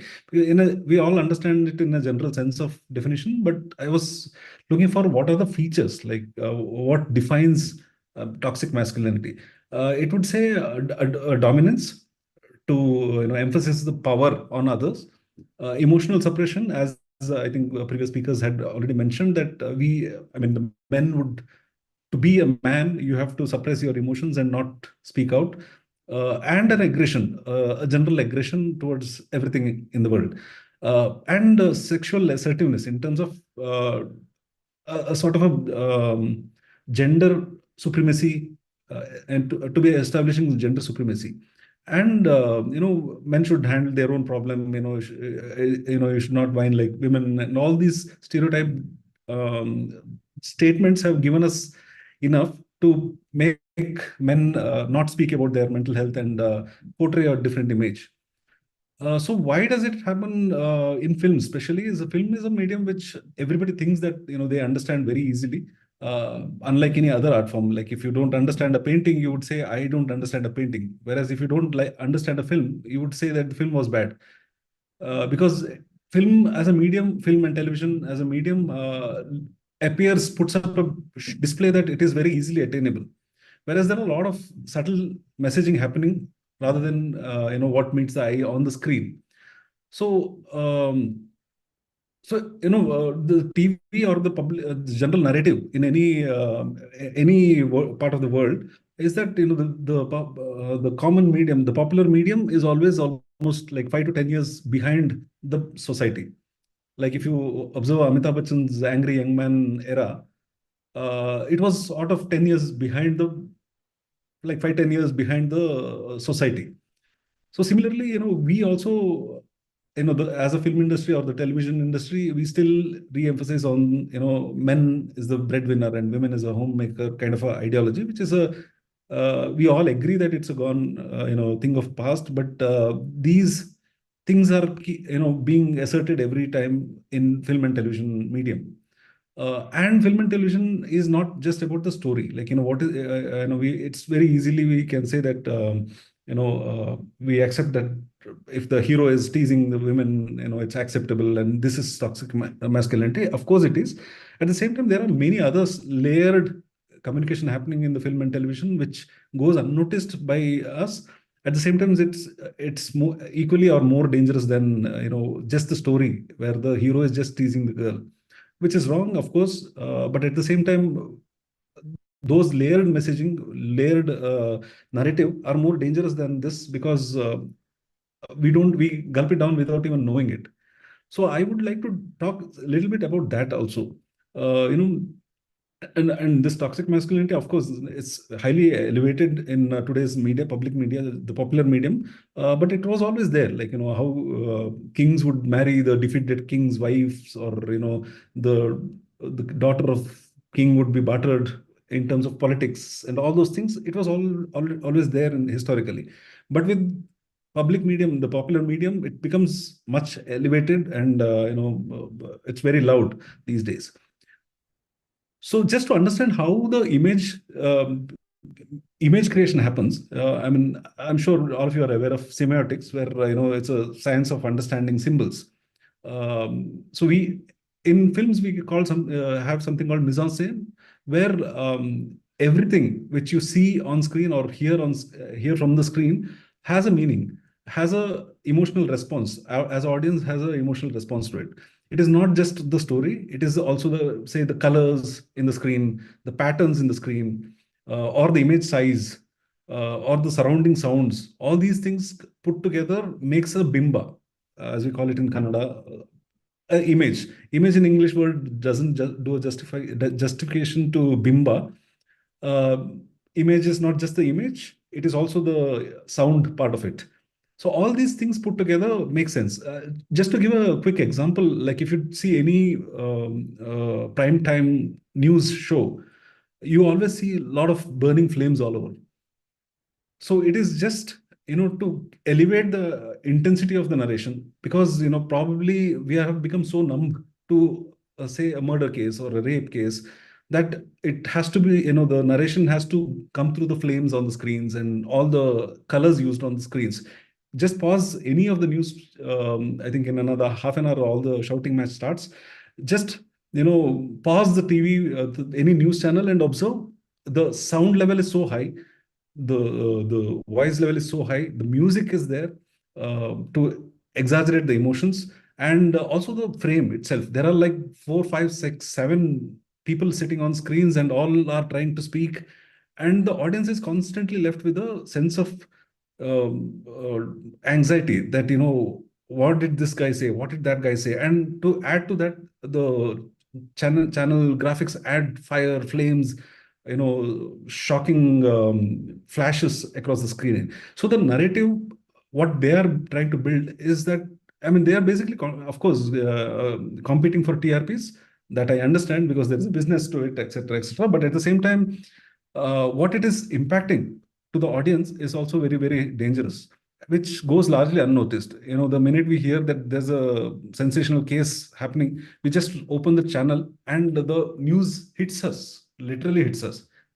So this is very dangerous and goes very, very unnoticed in terms of toxic masculinity. All these things are adding to the same narrative. Same thing with the films also. I'm not blaming just the television. It's films also. Like if you observe, any script writing classes in India would teach that when you introduce a hero to the film, the protagonist is a very lame word for a hero, because we all deal with heroes and heroines. So when you introduce a hero, you have to have a fight sequence just to establish how brave he is. And when you introduce a heroine, you end up with a chinna chinna, say, a pretty girl dancing under the waterfalls, because that is the stereotype image we are trying to set. The hero is very masculine. He's going to fight. The minute he steps on the ground, the vehicles are going to toss up to the air, and all those things are happening. Of course, we started like, in the 80s, if you see the hero touches, lands from his car, there's a dust flowing.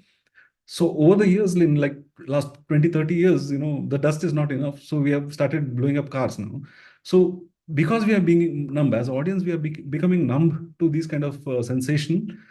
So it has to be exaggerated. So now the audiences are not even questioning that, how can a car get tossed, because we accept that it is building up to the hero's image. There are films where, if the hero walks in, there are 4 lions walking behind him, or, the shadow turns into a lion or something like that. All, we are constantly attaching the image of the hero into something supernatural, because the natural is now not exciting anymore. And also in terms of sound, sorry, before sound, in the image also, when I say image, it's just the image. When we speak of image, we also have stereotypes coming from semiotics, like how do you define a gentleman? He has to have a certain kind of costume, like formal pant, formal shirt. So we have stereotyping of, or if he's a macho boy, he has to have a 6-pack ab and muscles flaunting and all those things. So all these things are societal definition for a macho man, and anything lesser than that is not acceptable as for a hero. He may be good for nothing in screen. If you observe in last almost 10 years in Kannada film industry, I am not sure how many audience are familiar with Kannada films, but mostly in Hindi also, the popular films, the hero is jobless. Hero doesn't have a job per se, other than wooing the lady of the film or fighting the bad guys. It doesn't define how he earns his bread. it doesn't do any justice to, or if even if he has a job, it is just for the namesake, so that he gets to wear cool clothes and have a laptop in his hand. Other than that, it doesn't have any serious thing. Unlike, if you think of Rajkumar era in Kannada, where the hero had a serious profession to do. He had he's a farmer, he's a professor or something like that. So all these things are adding to reflecting the society's mind state, like how do we define a hero? So all these things come together and create an aura of hero, how the macho man. And this is also true in sounds. Like, I used to talk to, once I had a chance to speak to Mammootty, a very famous Malayalam actor. So it was like a random discussion about how hero's voice is expected to be. And he said, it's very interesting that when he started his career in 80s, it was expected that the hero has to have a very bass voice. So he was just jokingly saying, look at Kamal as in Kamal Hassan. We all started our career in the same time, and Kamal overdid the bass voice, and he has lost his voice. Now, if you hear his voice now, so all these actors went through that time where they were forced to put up a bass voice. Now, of course, we have technology to create those bass voice even for a feeble voice. But imagine the stress of a hero. I mean, the actor who has to act as a hero to put up a bass voice and all those things. So this image of macho man has been used in advertisements as well. From perfumes to meat. If you observe the history of advertising, you will notice that masculinity has been used to sell everything. Like same goes to femininity also. But like if you can just Google and see that toxic masculinity and advertisement. Like if you're a real man, smoke Marlboro, or if you're a real man, eat meat like man, or all these things. Drinks and alcohol and all those things. Like if you're a real man, so they're constantly challenging the real man in the audience, and also in terms of dialogues. Like in Kannada they say, like if you're ganse agidre, like if you're a real man, behave like a man. So what is this? There's a whole image building exercise. So that interestingly, I was wondering, why is it happening in the popular medium? Because film has a very dubious history of talking the tone of the power. Like if you observe Hollywood films, they've always been hand in glove with the governments. Same with India, in India as well. Whatever the popular narration, like we have just crossed the elections now. Just look at how much toxic masculinity images have been portrayed. Like of course, starting from 2014, like 36 inch ka seena se, like start from there. I'm not talking politics here. Please don't get me wrong. But why is it there is a need for creating a masculine image when the problems are different? Like the problems may be hunger, shelter, or whatever the real problems the people face. But then you create an image of a Hanuman, which is a very masculine Hanuman. You create a masculine leader's image. So there is a very stereotyping of narration. So of course you have all those problems, but then this is a savior who is strong enough to do something. So strong enough masculinely, like his strength. So this image building and the films or the popular media starts talking about the same thing. Like you don't sleep for 18 hours, which is celebrated. Please don't get me wrong that I'm not image bashing any politician, but this is projected as something manly, and the whole nation or the whole people, the voters decide that okay, this is the man who's going to protect us because he doesn't sleep, or it is not looked upon as a challenge. And so the same thing, Hollywood has always done that with the James Bonds, who always, unfortunately, he goes to his counselor and he flirts with her also. He should be getting counseling, but he flirts with his counselor, and he doesn't care for any of the medical this thing, and that is the kind of image the Hollywood has built. Take it, Rambo, Mission Impossible, all World War films, and all those things project the same image. Same thing in Hindi or Indian cinema also, something like a war or all those things. I'll not get into the names of the films. Last two things I'll just, I hope I have 2-3 minutes more, right? Yeah. And how does this image, the masculinity image serve in the real world? Because I'll take some names. The recent things which all of you might have seen, Prajwal Revana's case, the sex scandal which came out during the election. I was doing some work around the elections. So I had a very interesting observation that when the case came out, sorry. Cycle at the Oh, okay. Okay. Please carry Yeah. on, sir. Yeah. Sorry. Yeah. So when the case came out, everybody said, what is the electoral going to be like? And then there was strange because we had people on the ground,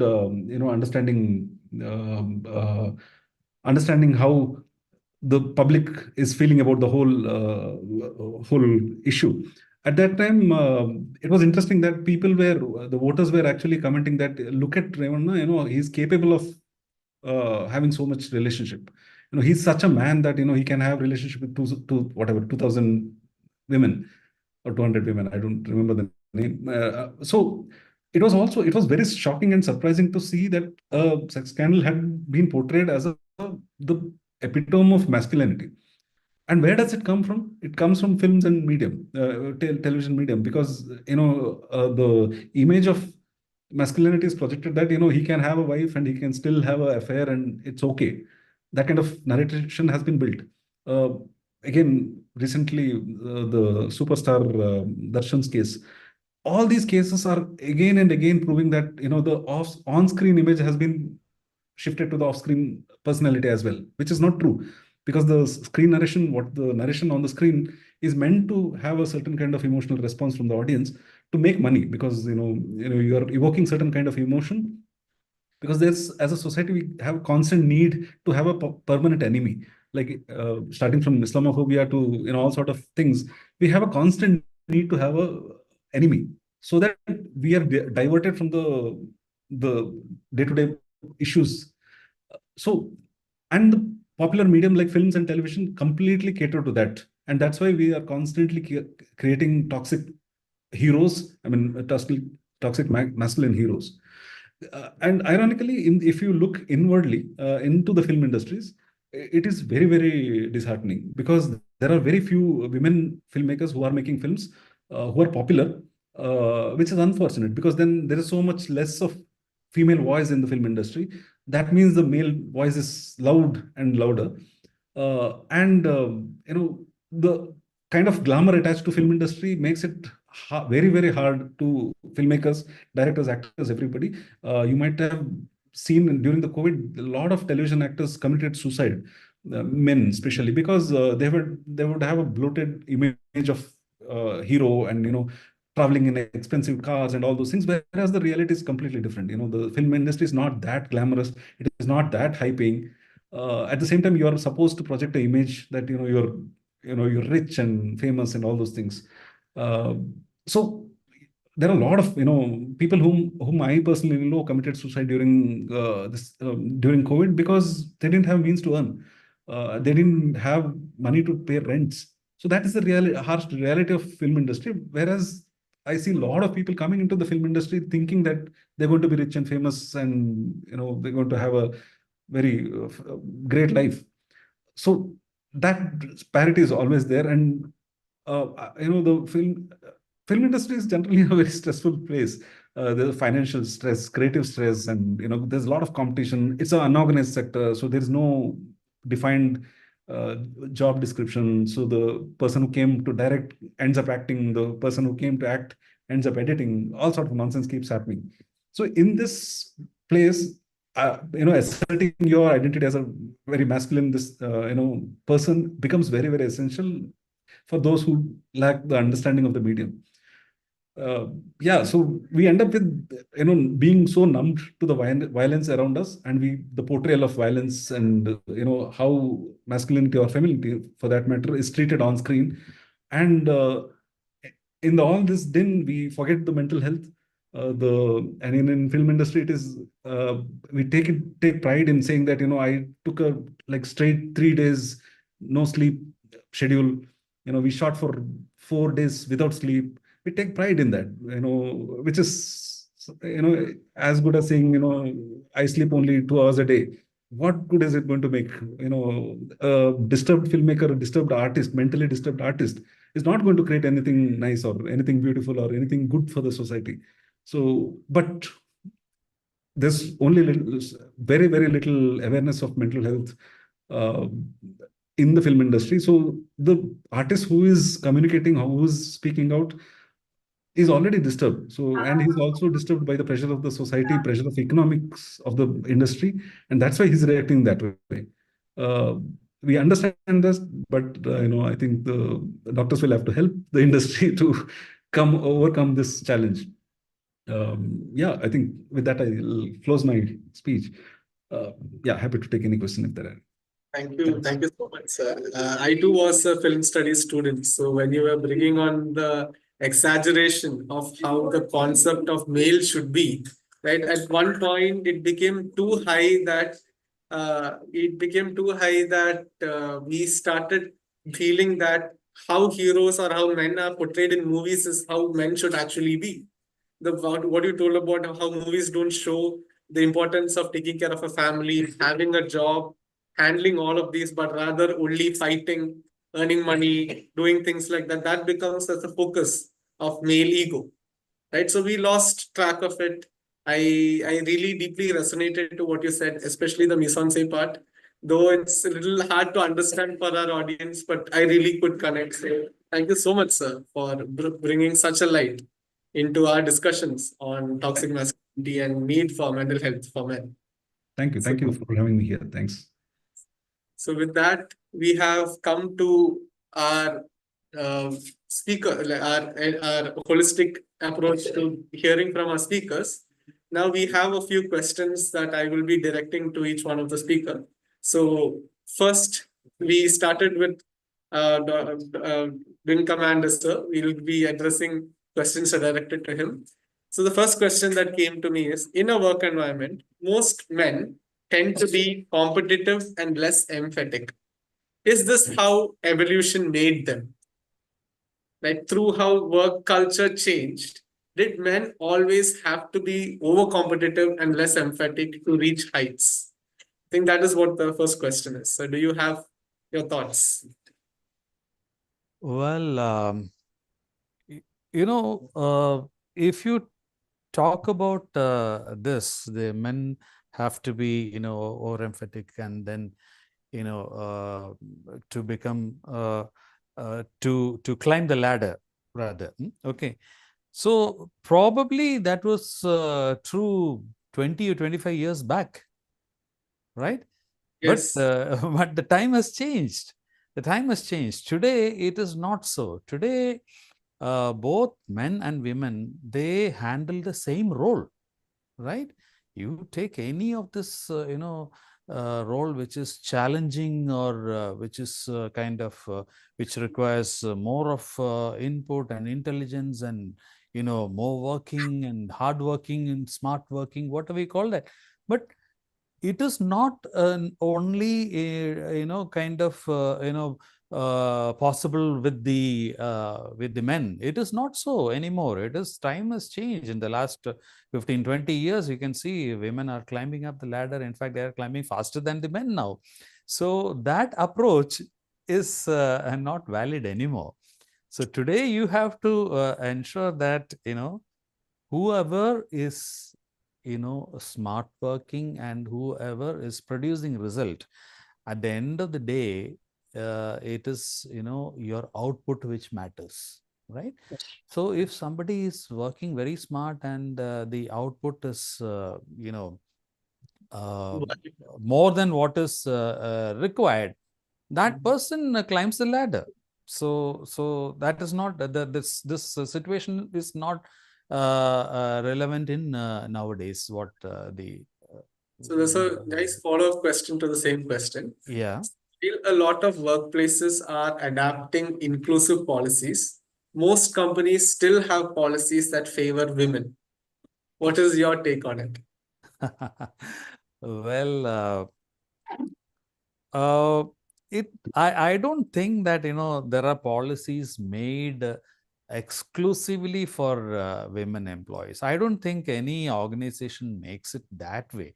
But yes, there are conditions where, you have to ensure that the requirements of the women employees are taken care of. Okay, so that has to be taken care. Now, for example, there is a policy that, suppose a feeding mother, right? Feeding mother is there in the organization. So you have to give space for that women employee to take care of the small baby, or if there's a crush attached or whatever it is. It's in fact it is compulsory as per the Factories Act. You have to have a crush in the factory to ensure that the women employees take care of their small kids. May not be mandatory in the corporate segment, but so these are the things which you cannot say that is a discrimination, or women favoring the women and all. So there are certain conditions where you have to have certain policies which is mandatory to ensure that their requirements are taken care of. But other than that, I don't think there is any specific policy which takes only the women's interest and neglecting the men in the organization. So the goal should be to equalize opportunities, but not, let's say, equalize differences. We have to curate opportunities sensitive to the differences of the genders and workplace. Exactly, that's true. Thank you, sir. Thank you so much. All right. Now we have some questions for Dr. Sushma. Ma'am, how does one navigate their, let's say, their nutrition and their diet if they are constantly switching between night shift and day shift? Right, that there are people who want to go back to day shift, but unfortunately, due to, let's say, let's say being on the lower organizational ladder, they lack the choices. So for them, what is your suggestion on creating a good nutritional balance? And ma'am, you're on mute. Yeah. So anyway, in fact, this is a wonderful question. And this is what we really also face as a challenge, is no doubt about it. Because we cannot tell the person to change your job just suddenly, It's not possible for them. It's their earning and their passion. So we have to understand that there is a lacuna behind. At the same time, I would say, I can connect it with many of my own clients who are in the IT background, where I have made them the diet solution. I said, when you are finishing your night shift, or when you are reaching home by 3 o'clock, or totally insane hours, or 4 o'clock, most of them are pushed towards the insulin resistance very fast at as young as 22-year-old or even 23-year-old.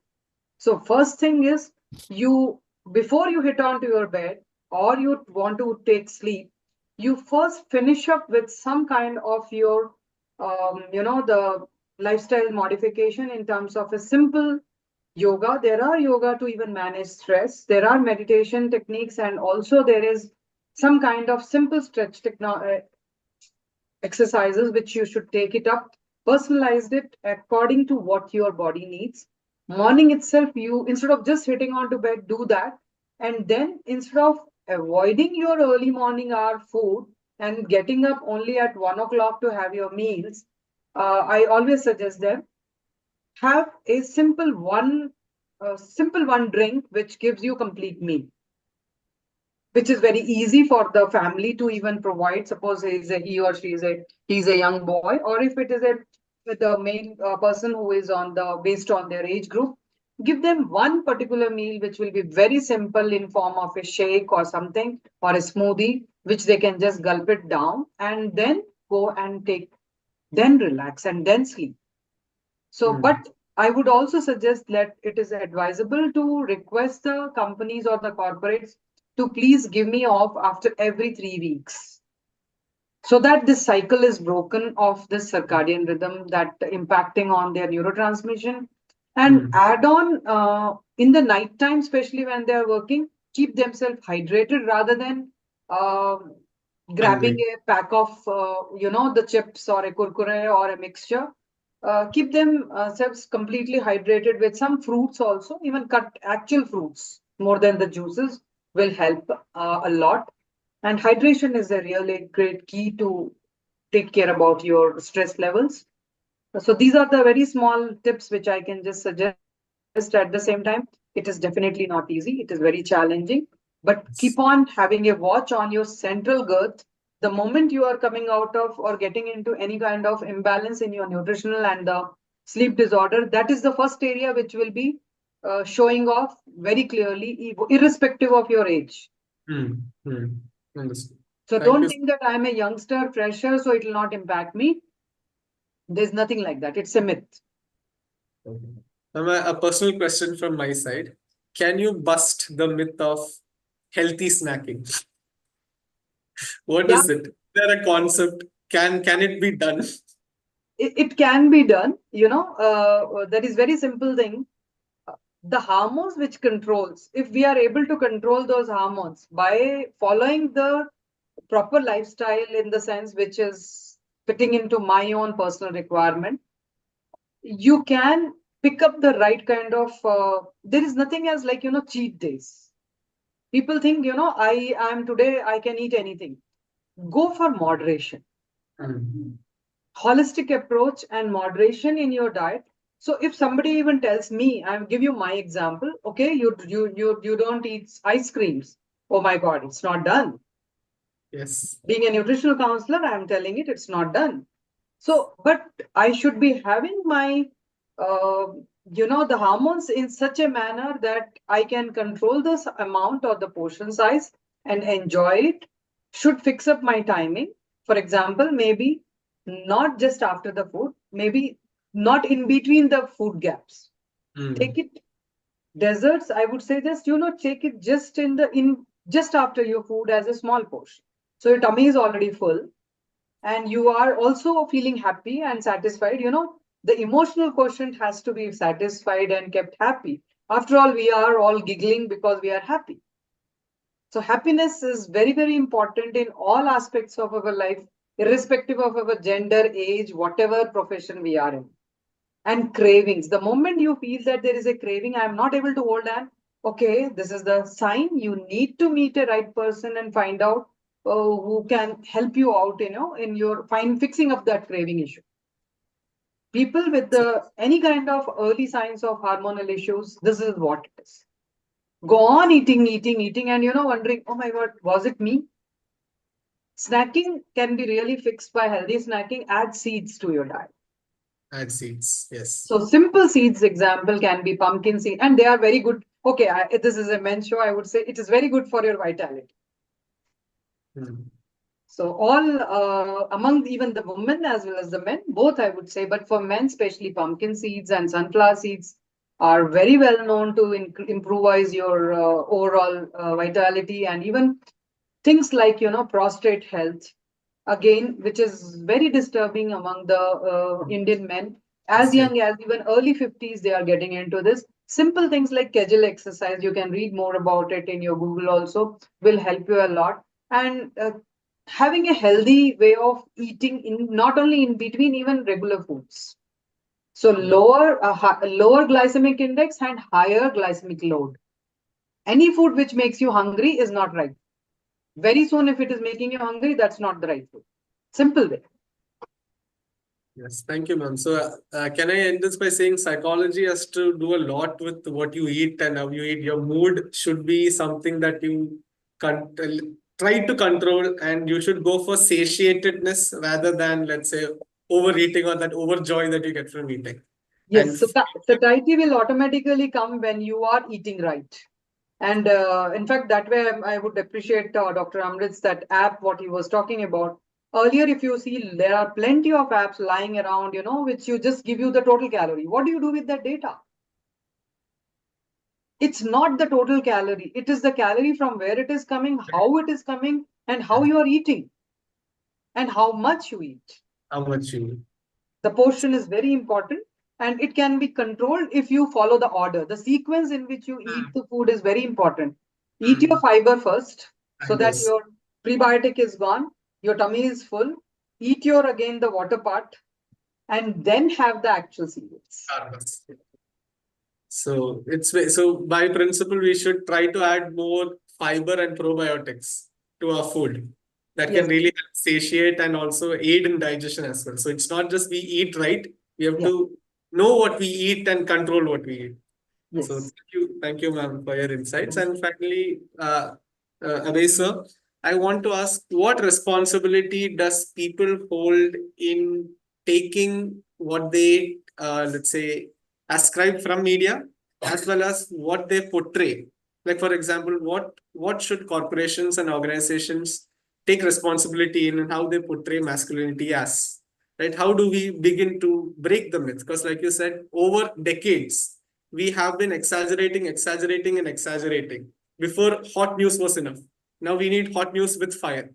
What will be the next one? Maybe 4D. There will be actual fire in the room. Right. So what do you think? How can we take responsibility to make sure that this exaggeration stops here and we kindly go back to our normal baseline? Any tips? Unfortunately, unlike other speakers, I don't have answers because, it is very difficult. It is also two-way. Of course, every channel gives a small scroll below the screen saying that if you have any objection, please report. Nobody reports because nobody even looks at those numbers and etc. Email. Because we don't report it, it keeps continuing, and the TRPs keep showing. And when I go to film classes, etc., people say, I recently in one of my classes there was a school principal, so almost abusing me, saying that you film guys are ruining our children. So and she was giving examples of I think KGF or something like that. I said, but or Animal, sorry, the Hindi film Animal. And I said, but that film made whatever, like obscene amount of money. So that means people are watching. Yes. So, and that means the commercial industry is going to keep producing such films over and over and over and over. Like if I make a Paddai or a Gubba Chikadu, a children's film, we are forced to make it on a really tiny budget, and people would expect free passes to watch those films. They wouldn't watch it in a theater. In Tudu film industry itself, if you take, if there is a comedy film, they would easily pay 200 rupees, 500 rupees and go and watch. Yes. I'm not saying, watch my film, watch any sensitive film. We have wonderful filmmakers in Kannada itself. There are a lot of other filmmakers in other languages also. But I keep speaking to all the filmmakers who are trying to make sensible films or sensitive films. Everybody has the same issue. We don't have audience. There are audience. When we go to film festivals or seminars, people say, filmmakers like you should be making films. But how do we make films unless We don't support. audience supports that kind of films? So it's a two-way wish. I'm not shifting all the blame to the audience. It is also the responsibility. We should keep trying our level best to make the kind of films which we believe in.